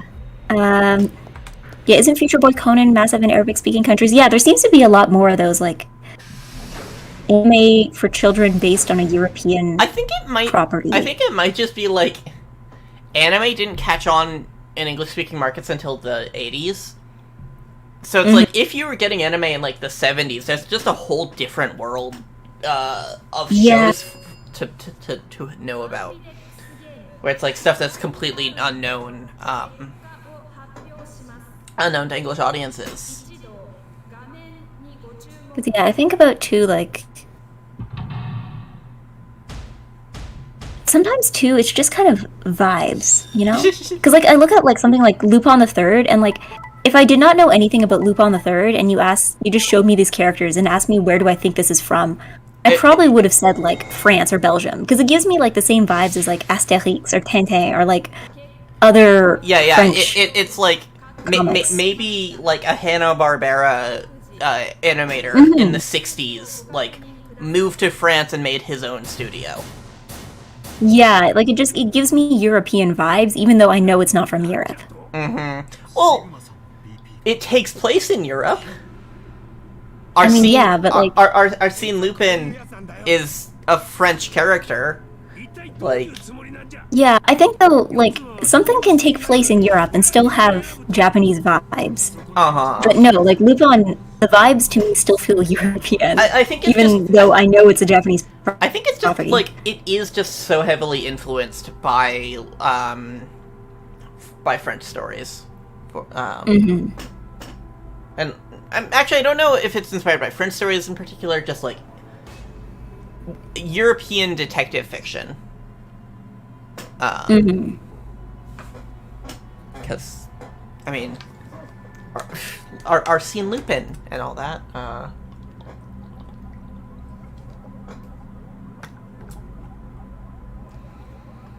love how it's now questioning, why did you hit betray? Like, yeah, why did you? Why? That's just what I do.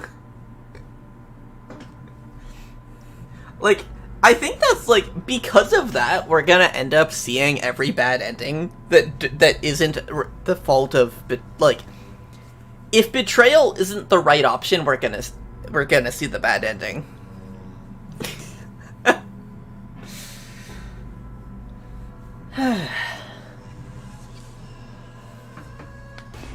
Yeah, just... What? I'm curious if it's different in Canada. Were there, like... And I don't even know if you would know. Okay, so was Astro Boy ever, like, a big thing in Canada? Not in my lifetime.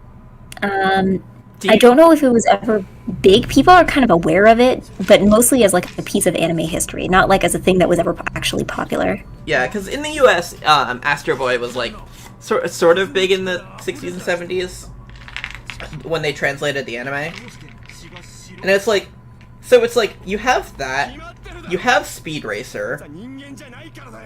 Do you have anything else from like the 60s, 70s, or like the first half of the 80s?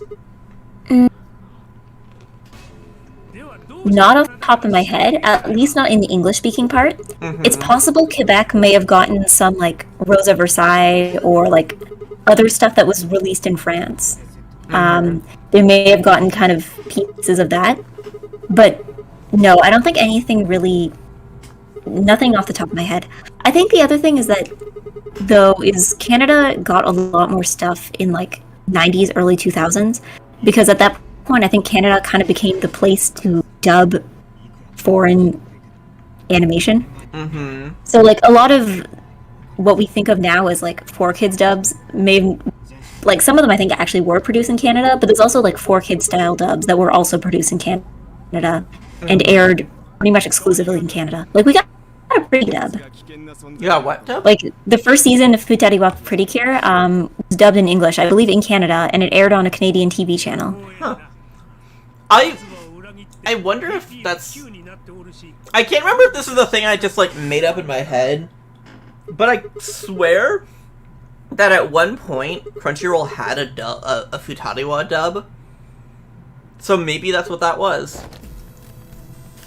Maybe that might have been what that was, because as far as I know, that's the only time they've ever dubbed it in English. And it's outside of like whatever they made into Glitter Force. I think that's the only season that's ever been dubbed in English.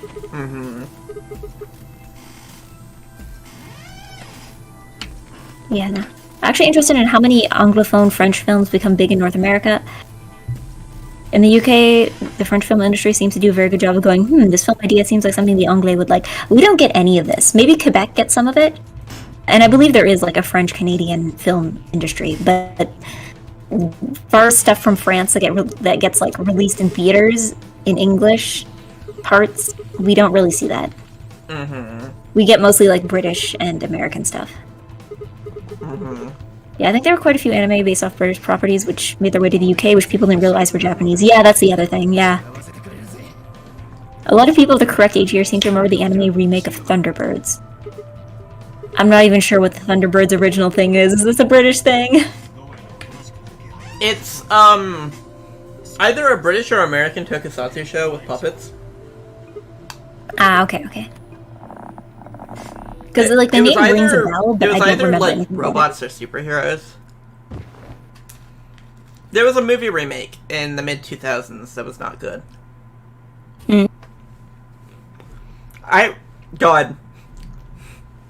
I remember, like, my family going to Blockbuster and picking that movie to watch. And, like, that's all I remember about the movie, is that, like, it wasn't good and we rented it from Blockbuster.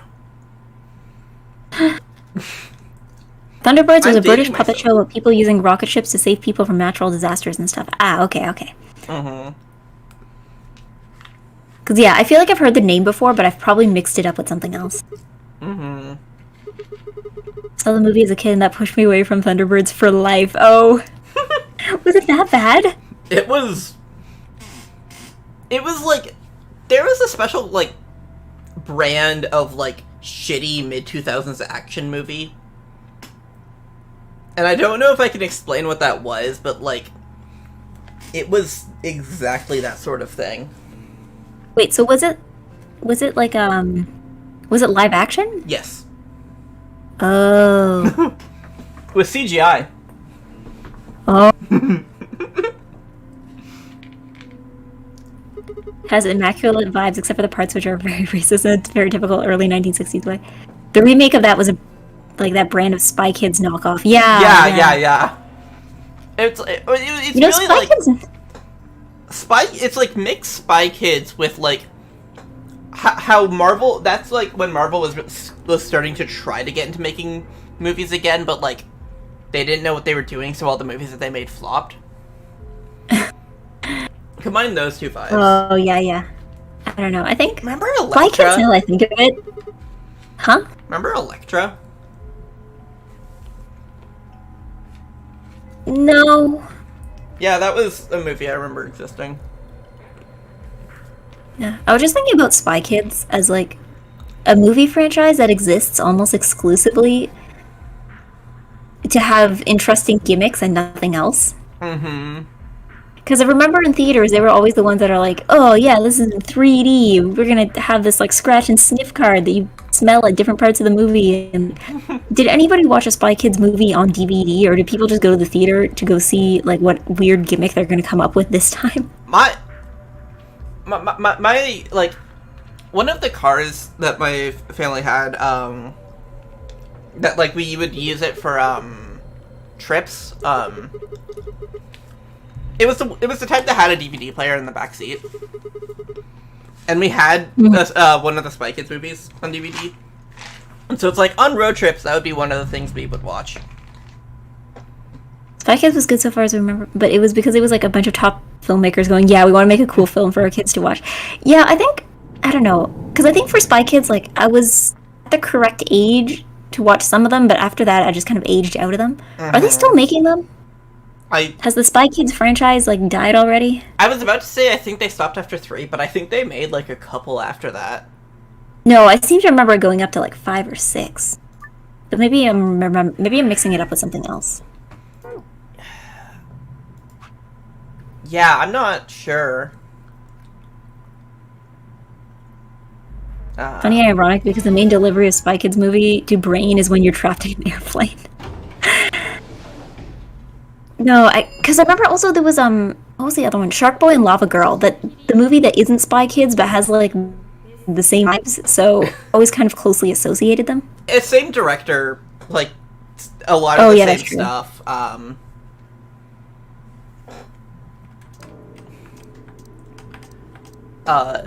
Fourth Spy Kids movie in 2011, 10 years after the first, so nobody who saw the first was still young enough to want to see it.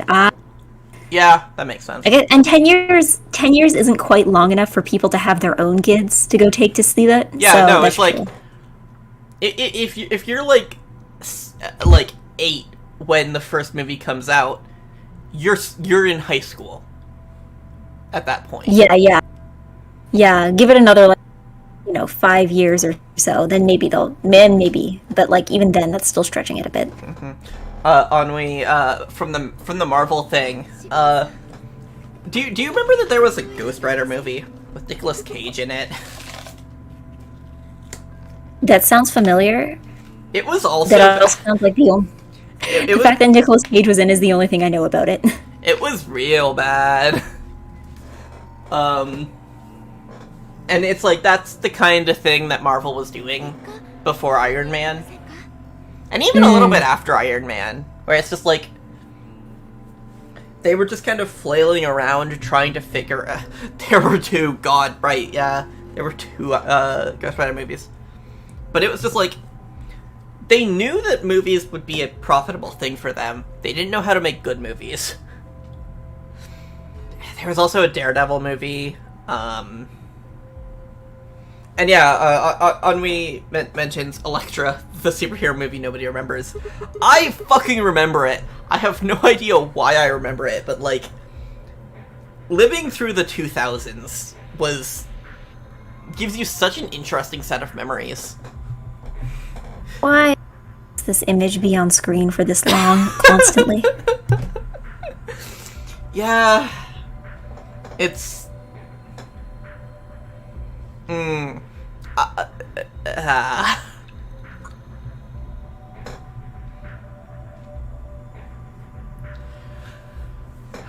Yeah, kind of. I'm interested in Speed Racer. It's undergoing some kind of critical reappraisal right now, but I always thought it was kind of a Spy Kids vibe. I never saw the Speed Racer live action. I can see it fitting the Spy Kids vibe. Yeah. Because I was told it was really poorly received at the time, but then people are kind of going back to it. But yeah, well, I feel like there seems to be a lot of movies from that era. The Wachowski sisters have had a lot of critical reappraisal in general. Where it's like, oh, did they direct Speed Racer? Yes. The Speed Racer movie. This is news to me. Yeah, and it's like very garish, but like people are coming around on garish. DC also had shit that did not work, like Constantine and Catwoman. Those were in the 90s, I think, so like, I think those were just like before my time. Yeah, the good Marvel movies were back then were Spider-Man movies, right? We had to do an exam answering questions on the GCSE film studies. Really? I don't know. The thing is, I wasn't old enough to watch any of this yet, I think, at the time. Mm-hmm. So, yeah, there's a lot of stuff that I only know through other people talking about it. Yeah, no, it was like... I'm trying to think, like, you had Spider-Man, and did you have anything else that was, like, anything that people wanted to watch? I think, like, Ghost Rider generated hype, because, like, that was slightly before Nicolas Cage had completely developed his reputation. Wait, Catwoman was in the 2000s? And I've never heard of it. Yeah, wasn't it like 2002 or something? Ennui says 05. Oh yeah, X-Men. I never really saw much. Like, I think I saw one of them on TV at one point, and that's kind of it. But I do remember the Spider-Man movies. Sources are telling me that the live-action Speed Racer was basically the chuniest movie ever made. Mm-hmm. I mean, it's like... My sources. Chewing, you have the people behind The Matrix being like, let's do a heavy CG movie again, except let's make it a kids movie. And also... Yeah, and also based on, like, what, like an anime from, like, 30 years ago? Yeah, and, like... Yeah, that was always going to be a weird combination, to be honest. Mm-hmm. And I think, like, if there is anybody to make a Speed Racer movie, it would be the Wachowski sisters. I haven't watched that movie since it came out in, I'm gonna make a generous guess, 2007. And maybe I should rewatch it. I've been considering rewatching it, but I just haven't gotten around to it. There's a lot of movies, you know? Very many of them. Mm-hmm. Hundreds, possibly thousands.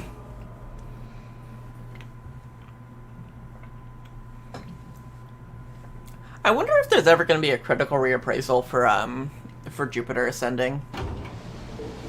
I think we need to wait about 5 more years. Yeah, I mean that's like 5 years old at this point. Yeah, halfway there.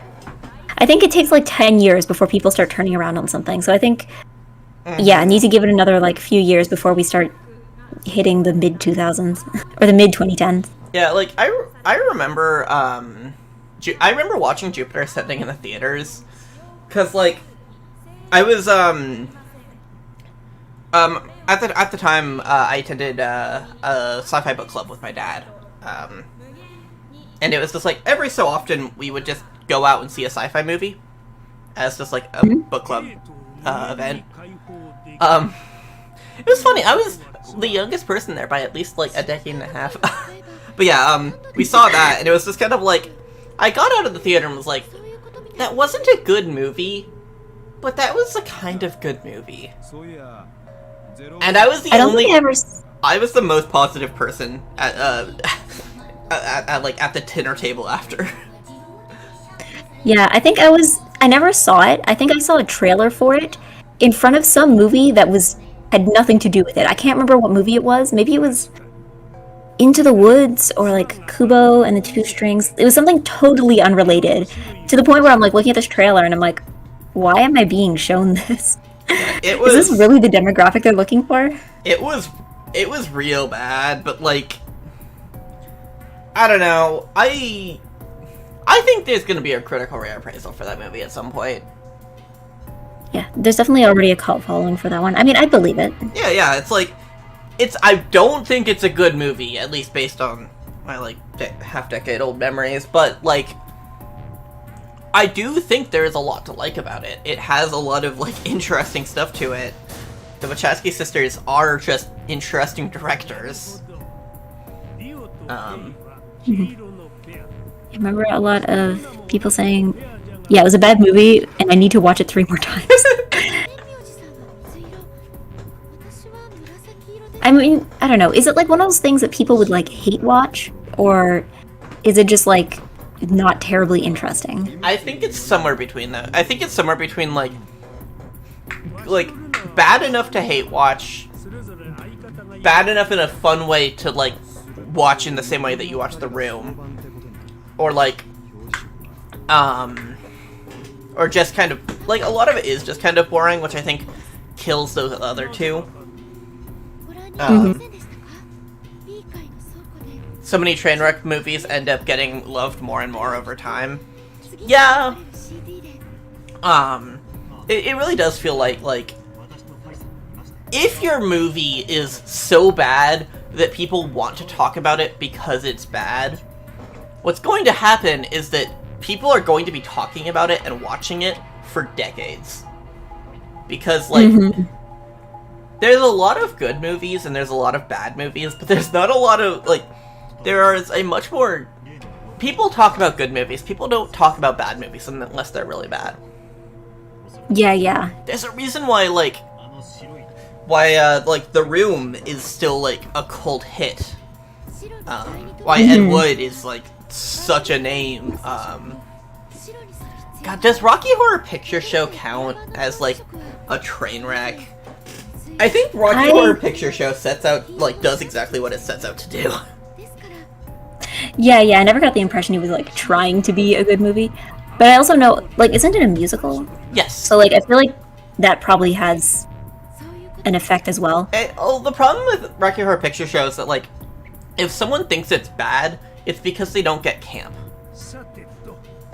Like, it's a really campy movie.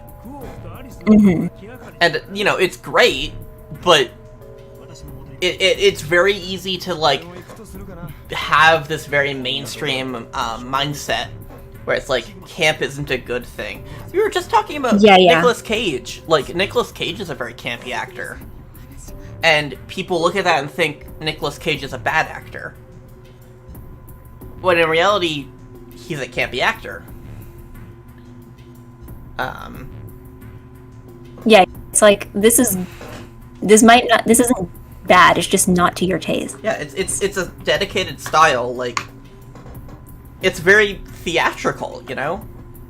A lot of theater can be very campy, and Rocky Horror Picture Show started as a stage play. Mm-hmm. So.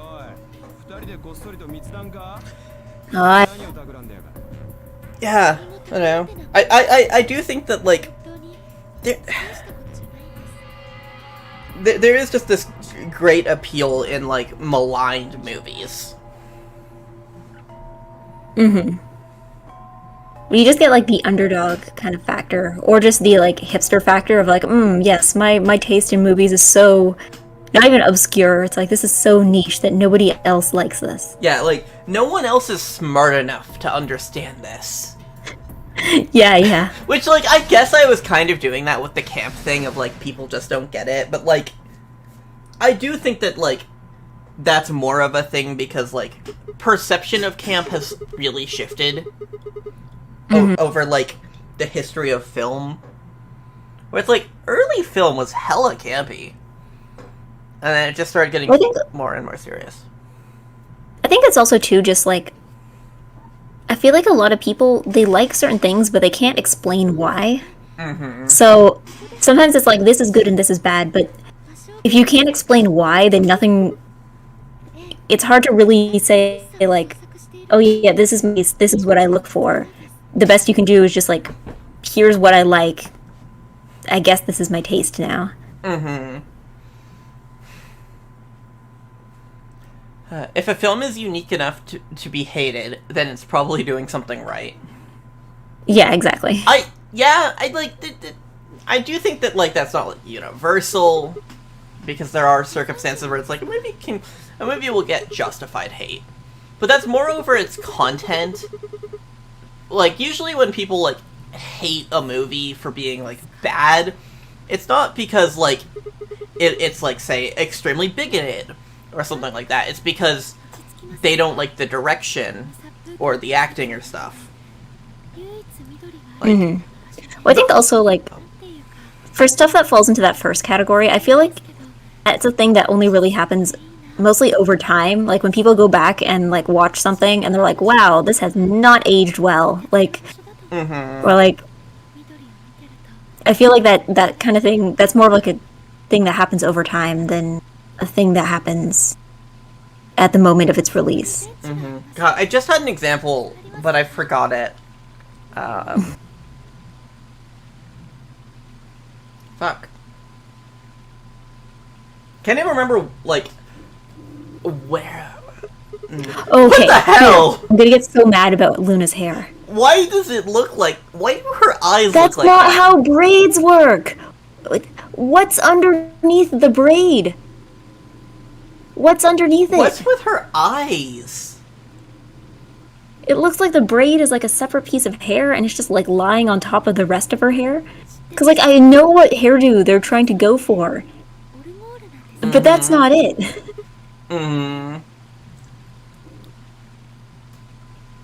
Because, like, okay, if you put a braid, like, if you do that kind of braid along the back of the head kind of thing. Like, I've done that with my own hair before. And yes, there is some hair underneath, but there's no big lump like that. And the braid doesn't sit like that either. God. This is a... Why did they do that? Why this style for CGs? Her eyes look so dead.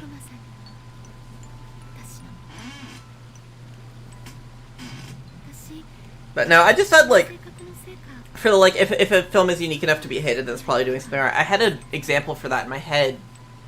Of, like, you know, the difference between bigoted, like, content. People hating something bigoted and people hating something for its aesthetic. Fuck. I forgot it.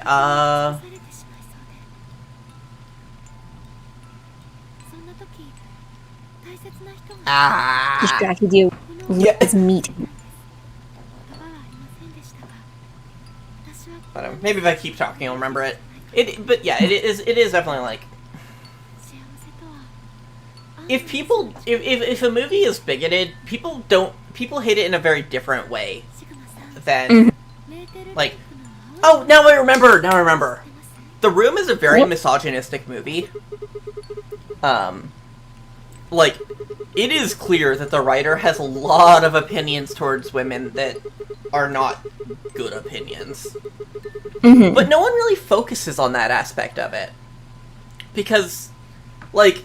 Well, I think it's because in order to get to that aspect, you have to take the rest of it seriously, which most people are not. Yeah, it's like...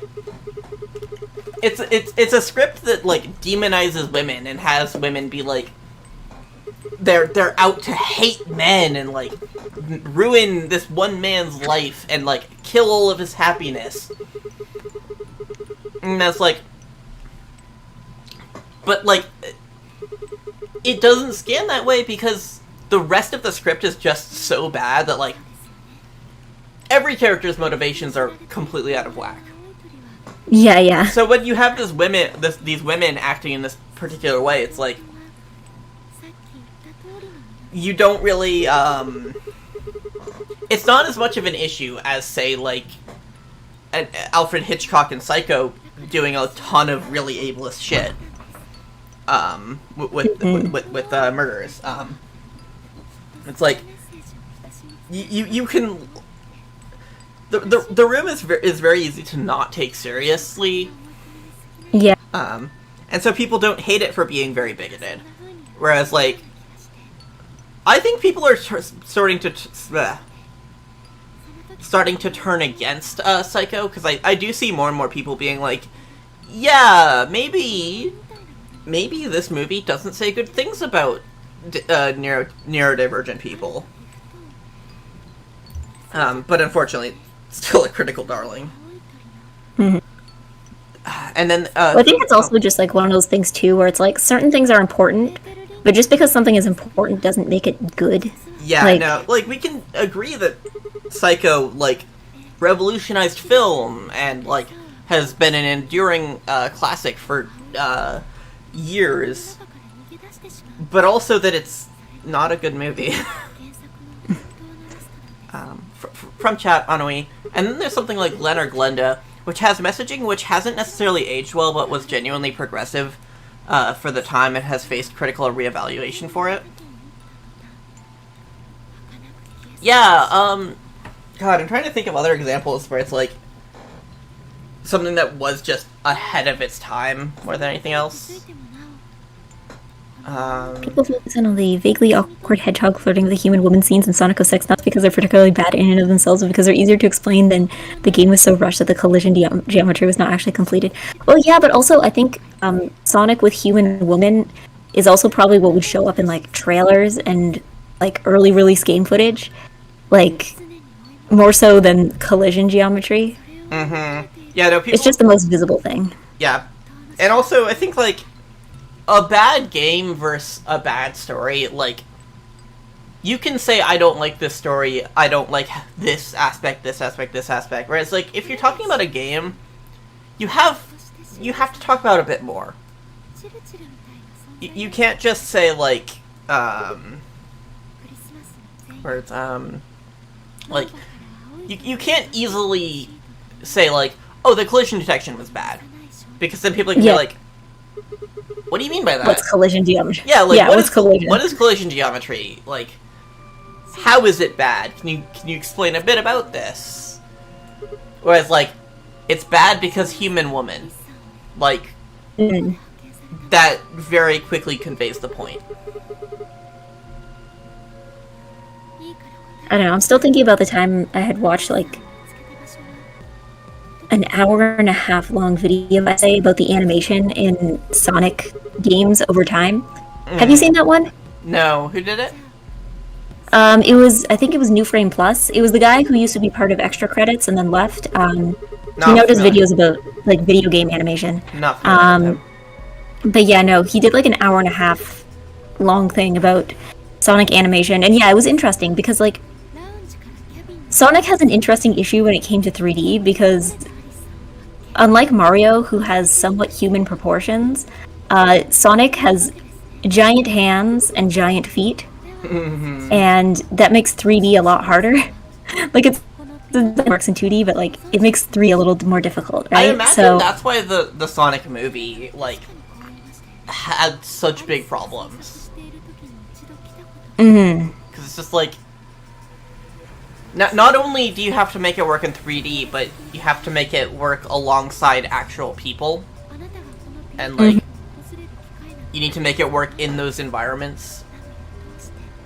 Compared to like in a video game, you know, you might have a few like hedgehog people that look off model, but that's what most of the game is going to be.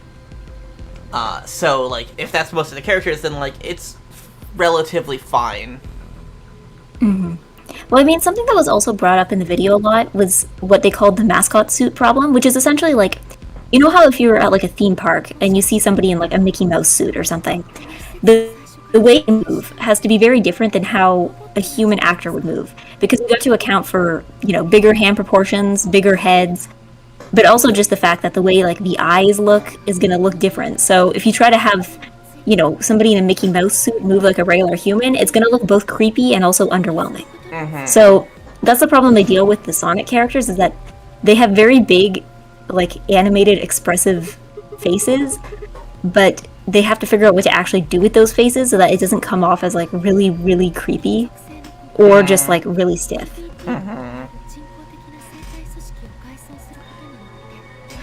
It reminds me of the awkwardness of the Simpsons video games where you have to make the fundamental nonsense of Lisa's hair work in 3D.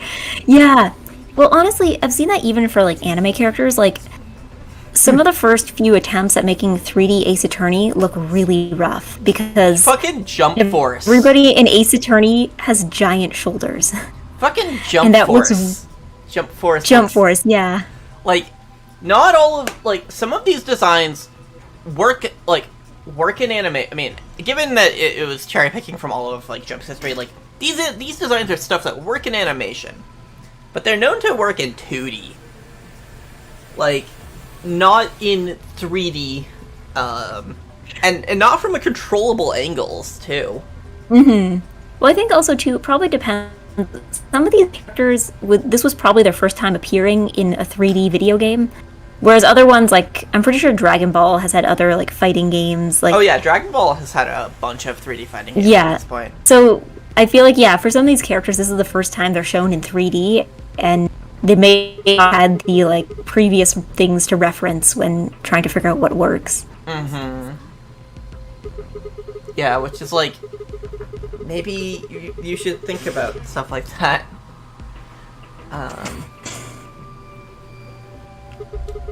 That just led me, again, ping pong balls in the brain, to, like, thinking about how, like, licensed games in general, how those would work. And, like... Elaborate? Well, it would be like, there is this hit movie out, and also there's a video game for it. That used to be a whole big thing before game companies realized these suck and people don't like them. Let's stop wasting. Let's stop wasting our money on this, because it's like, usually they wouldn't correlate to the movie super well, and also they would just kind of suck. Well, I think the other thing too is that the reason they were a thing for a while is because a lot of them were developed for stuff like, you know, the Nintendo DS, which developing, because they were like kind of lower power systems, developing for them was cheaper than it would be for like consoles. So I think as consoles got fancier and developing for them got more expensive, I think they realized that, like, trying to do this might not be profitable. Yeah, I do remember. But that's why everything is on mobile now. Now you got like a bajillion terrible mobile games. Yeah. I do remember that, like, there were a significant number for consoles that just also weren't ever any good. And I mean, like, the fact that they didn't want to devote too many resources to it would have been a big part of that. Just because, like, making good things takes effort. Yeah, well, I think also too, you got a lot of these like movie tie-ins that were also just like, we're gonna release this on like every console known to man at the same time. So I feel like some of these might have actually been totally different games Oh yeah, no. because If you're yeah, releasing a game there's for no way the, they could have made something work on every single console. yeah, if you're releasing something for the Wii, the DS, Xbox, and PlayStation, like you're making a bare minimum 3 different games. Yeah, yeah. Because you Yeah, can't make developing a licensed game. no. Yeah, developing a licensed kids game for the PlayStation 1 is easy. Developing a licensed kids game for the PlayStation 3 is almost certainly a waste of time. I wonder if that has to do with the audience for consoles over time as well. Because I feel like kids nowadays are more likely to have like a tablet or a phone than they would be to have like an actual console outside of maybe the Switch. Yeah. God, is that why Fortnite keeps getting all these collabs? Maybe. Kids have computers. That's probably also why Among Us took off, because it works on devices that people actually have. Yeah. Once again, I had a thought and, it went away. Oh, right, yeah, so, just, like, the thing... if you're developing a game for the DS, like, the way the DS works, you are making a game that only works on the DS. If you're making a game for the Wii, you could choose to ignore the like motion control aspect of the Wii, and plenty of games did. But like, if you're making a game for the Wii, you might as well do something about it. You know, have the player shake the remote every so often. Make the game just more unpleasant to play. But then, oh hey, there's a bomb. Neither of those work particularly well on Xbox or PlayStation. Yeah. Which is just like... Every 2000s... Yeah, every 2000s children's movie had a pointless tie-in. I remember playing the Coraline game with T. Yes. God. Coraline? What genre of game did this even fall into? Like, was it like if I had to guess... like an adventure... Platformer. ...type thing, or... Platformer. Actually, okay, yeah, that would sound good. Platformer? Yeah. Or because I know I definitely played a whole bunch of bad movie tie-in games as a kid. Apparently, I remember I had a High School Musical one. Oh no. It seems to have stabilized now, but like there was just like a few seconds where it was like it just jumped from 0 to a big number, and now it's fine. My model. You sounded a little choppy for a moment. Yeah, so I think it was just like a momentary thing. But yeah, no, I definitely remember playing a High School Musical one as a kid. It was like a bad rhythm game. That makes sense. Where you just like touch microphones, there'd be characters dancing on your top screen. But it had licensed songs from the movie, so that was cool. I also had like this. Do you remember the movie Arthur and the Invisibles? I remember. Not even you. Does anybody here remember the movie remember Arthur and the Invisibles? I remember seeing the marketing for it. I don't know if I ever saw it. Because I know my first DS game was like a tie-in to that one. And it was like a lot of just like mini... It was basically just like a bunch of mini games in rapid succession, like kind of WarioWare style. None of them were very good. Many of them were very difficult. I don't think I ever got very far. I'm trying to remember, like... Yeah. What licensed games did I end up getting for Christmas that I never played? I know I would get them, and I just, like, would ignore their existence.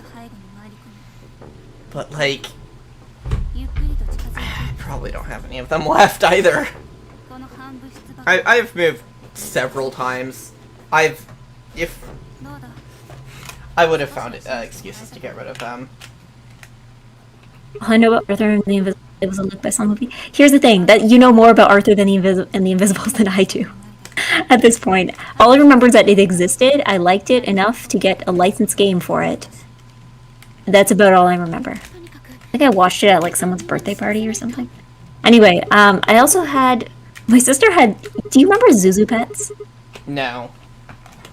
Okay, they were like these like toy hamsters that had like kind of this like motion detection thing. So if they were like coming up close to a wall, then they would like turn around and then they would make little squeaky noises. There was like a Zuzu Pets DS game. I think my sister had it. I don't remember exactly what the gameplay was. I think it was a lot of just like guiding the hamster through a maze. Yeah, that was So while I was but yeah, no, we had a game of that. while I was looking through my DS case, do you remember Scribblenauts? Sorry? Scribblenauts? I never played it, but I remember seeing TV commercials for it. Yeah, I was a fan of that back in the day. Cool series. I mean, it seemed like a fun concept. Yeah, no. It was interesting. Yeah. I had a Happy Feet DS game that alternated between rhythm games and snowboarding games. I mean, to be fair, that sounds like at least that matches the idea of the movie, right? Yeah. That certainly fits more than like than some of the stuff that people made, where it's just like, yeah, just absolute nonsense.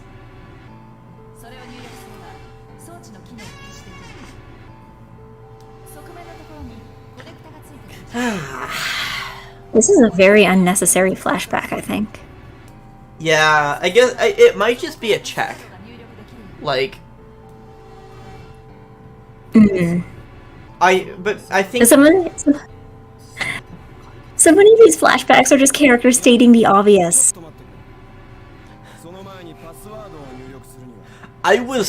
from chat, I was spiteful towards Scribblenauts. I was a drawn-to-life kid. Scribblenauts being bigger made me angry. I forgot about Drawn to Life. Was it like the same concept kind of thing, or? Yeah, just like, I don't know if it was so tied to the words thing, but like, it was like solve puzzles by making things. I think, true to the name, it would involve drawings. Like, you draw a thing and... But, I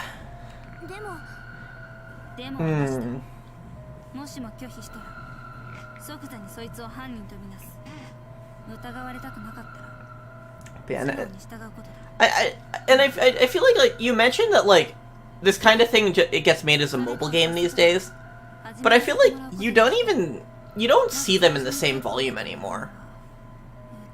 Yeah, but I think it's also just that we're not the target demographic for it anymore. Yeah, but also it's like you don't get people making a mobile game for every big movie that comes out.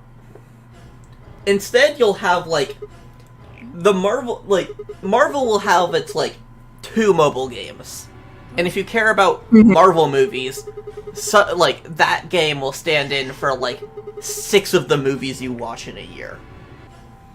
Yeah. It's not like you need one for every single like individual character. Yeah, whereas like back in whenever it was that Iron Man came out, like I remember that like each Iron Man game or like each Iron Man movie got its own game and stuff. And it's just like I have to imagine that like that's a lot more appealing from a like production standpoint. Yeah. But I don't know, I'm thinking maybe it's just because we're not the demographic for it anymore. Like, if you give me the game, like the name of a popular kids movie that released fairly recently, I'm sure there's like a mobile game for it. I could search right now. I don't think, I don't know what's popular with the kids these days. But I'm sure it exists. Did this just turn into Danganronpa? What the fuck? And that's how we end things? What? Okay. So this we got 3 endings. Yeah. And we don't have that. We're also sitting at... Shit. Yeah? Yeah, we're also sitting at 2.5 hours, roughly. Yeah, I was thinking, like, maybe we just call an end now. I think Drawn to Life is most famous for the second game's twist that it was the dream of a child who was in a coma following a car crash or something. God, sorry, what? Is that where all what the fucking... again? Is that where all the fucking, like, it was all a coma theories come from? I've never gotten why, like, so many people make those theories. Is that where it came from? Oh, I feel like surely some better and more well-known piece of media probably would have done it before, right? Maybe? I know that there was 'Cause, one like, it's involving not a snow globe. Because I don't know, I feel like it was a dream is unoriginal enough, but like it was a dream while somebody was in a coma feels even less original despite the fact that it's more specific. Like,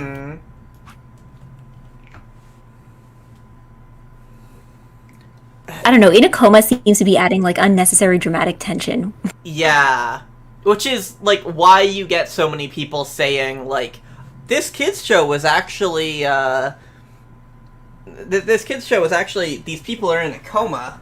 Just because it's like... It was a hallucination! Yeah, it's like, oh, now it's creepy and dark. And not just, like, a fantasy some kid had. This... Well, the snow globe thing is a much weirder issue. I don't know much about the snow globe thing other than it happened. Yeah, honestly, I feel like I'm kind of glad that we as a society have progressed past the place of constantly trying to insist that every kid show is secretly super, super dark. Partly because now we have kid shows being dark on purpose, but yeah, no, like, you don't need to make, like, Steven Universe dark. Like... Yeah. You don't need to make... Even, slightly older shows like Adventure Time, like, I remember Adventure Time being like, yeah, this show takes place in the wake of like global nuclear annihilation, and just being like, what the fuck? It happens. Yeah. But yeah, because I remember there was definitely a phase when I was a kid of people being like, oh, this one's, they're in a coma, or like, this kid's hallucinating everything, or like, whoa, this guy's actually like dying and his life is flashing before his eyes. Like, we don't really do that anymore because we don't really need to. Yeah. And I'm kind of glad. Yeah, oh yeah, no, those theories sucked. Like, it was always just kind of lame. Like, it always struck me as like, despite the fact that people are like, oh, this kid thing's actually super adult, it just struck me as like kids trying to distance themselves from things made for their own age group.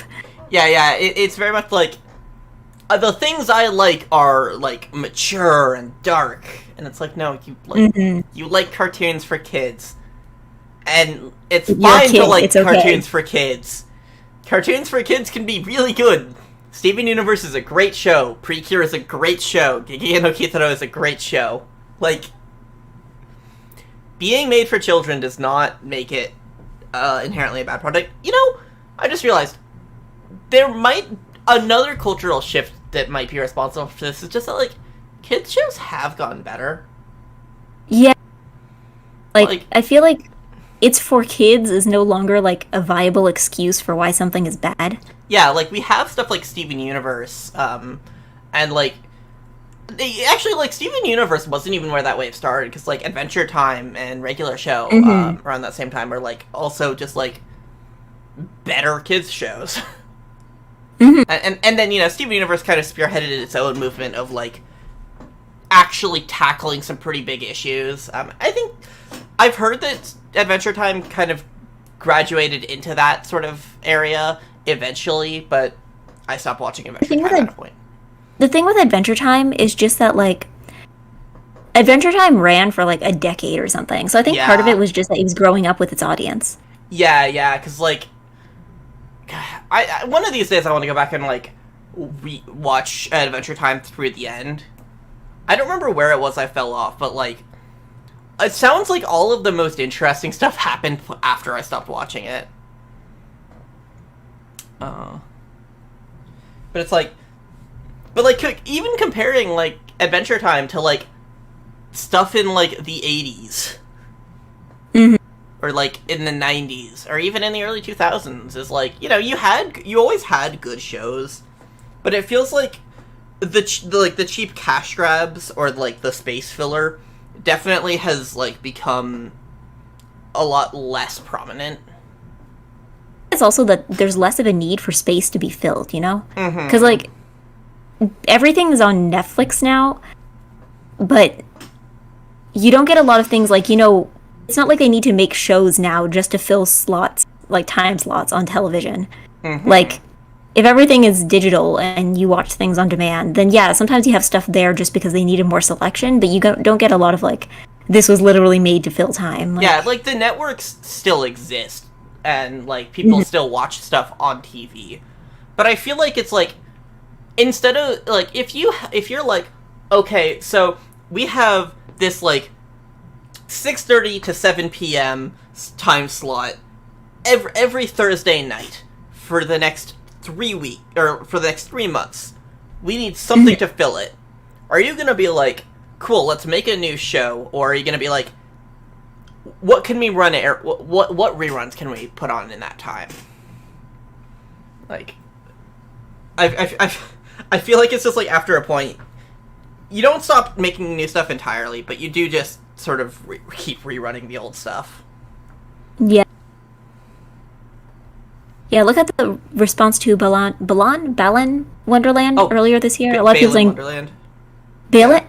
Oh my god, I pronounced it 2 different ways and they were both wrong. I mean, I don't know if I pronounced it right. It's just a third way of pronouncing it. But yeah, no, I don't know. All I know about that one is that it had a really cool character design, and that's about as all I'm probably going to ever want to know. So what was the thing you were reading off, though? Because you didn't have to finish it. Chat. A lot of people saying just because it's for kids doesn't mean it's an excuse for being bad. Oh, Balan Wonder World. Yeah. Oh my god, we got the name wrong in like 3 different ways. God. But yeah, no, like, I think it's for kids has stopped being a relevant excuse, but one, because kids don't deserve shitty media. Like, kids deserve good stuff too. Like, I also think kids have more taste than people give them credit for. Like, I feel like kids can kind of, like, their standards for what counts as good and bad in entertainment is probably different, but, like, I feel like kids can definitely tell if they're being talked down to. Like, I know. I do remember, like, there would be shows on TV that I was just like, this isn't good. I think I was too polite of a kid to ever be like, this show is bad, but there were definitely times where I'm like, I would prefer to be watching a different show instead of this one right now. Yeah, and it's just kind of like, yeah, kids deserve better, but, like, kids are getting better. Like, we have proven as a culture that, like, the media we make for kids can be good, and it's not just a recent phenomenon, because, like, kids' movies have always been, like, a pretty consistent quality compared to the TV the kids get. Like, Disney as a company sucks, but they did put a lot of effort into their animation that was, like, family-oriented. Like, Ghibli movies are, you know, aimed at a younger demographic. Again, like, family-oriented, but, like, that typically means that children will be watching them. And they're, you know, some of the best anime movies. And you never quite got the, like, shovel trash that you did with children's TV.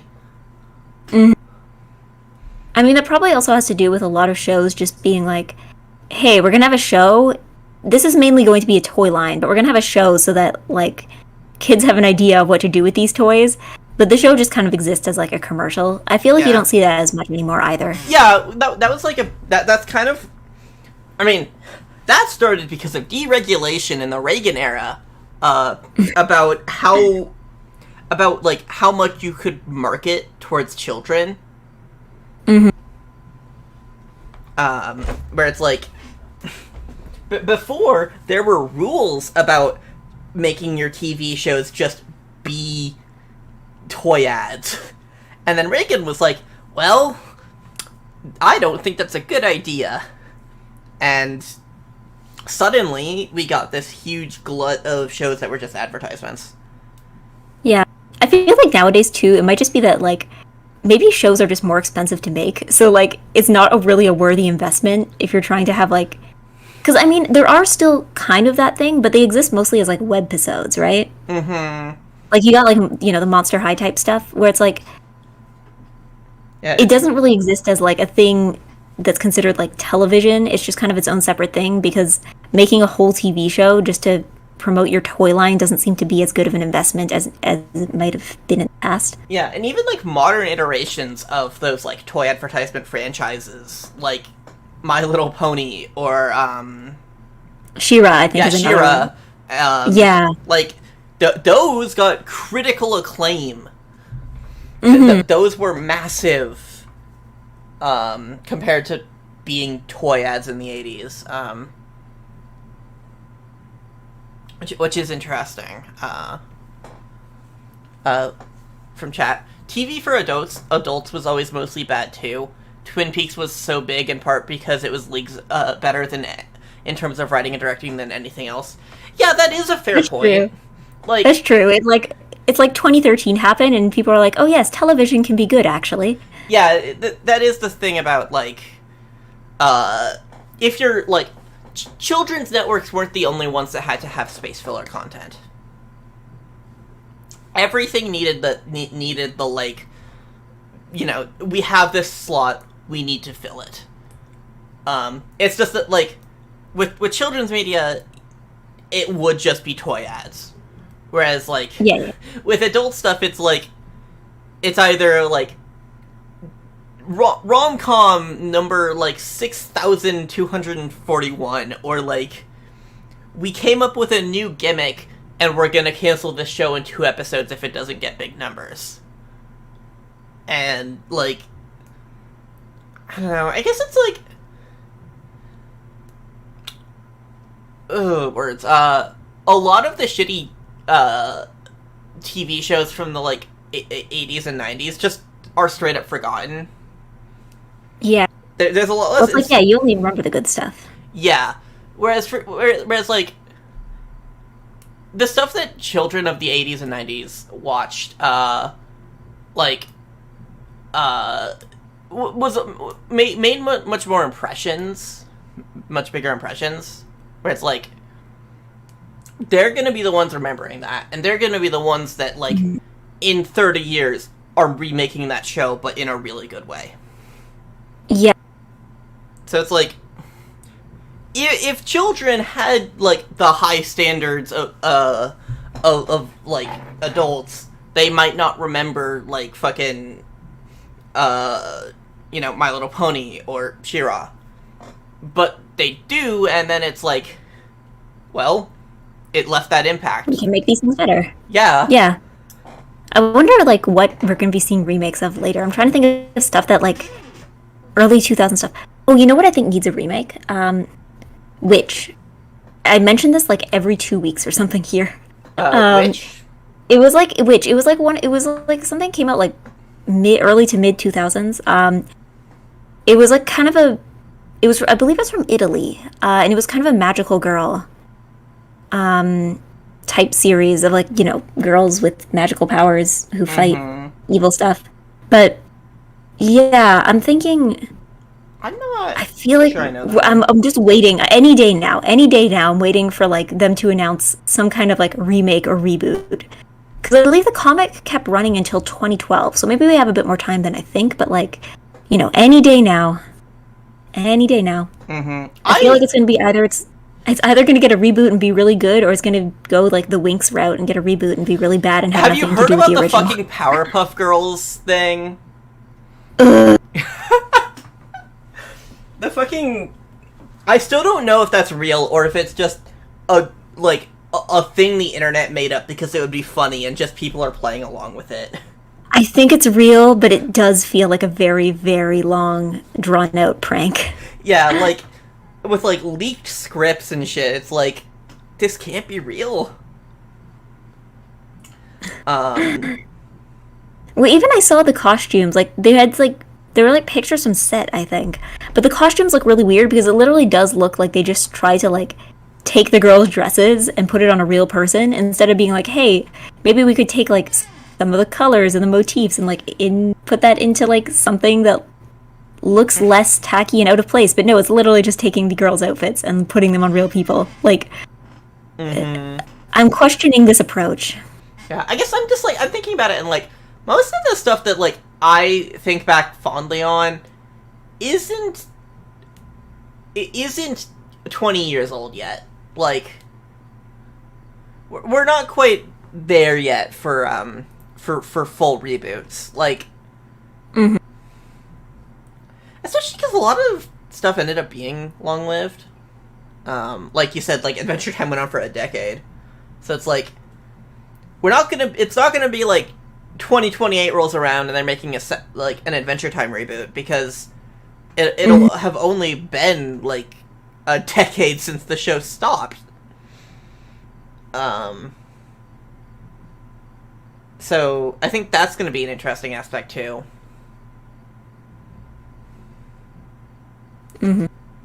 Okay, so I think with that, I should probably look for somebody to throw everybody else at. Yeah, God, this was online. This was an interesting. Who can I throw you guys at? I feel like this is the stream where we spent the least time talking about things that are relevant to the game. We like words. There was a stream where we just didn't talk about the game at all. Yeah. But that was like early on when it was like, okay, we've seen all this exposition before. Whereas here, we were talking about the game. But I do really enjoy just, you're fun to talk to, you know? Yeah, thanks. I'm gonna see, okay, who do we have online? Yeah, so I'm gonna do my sign-off.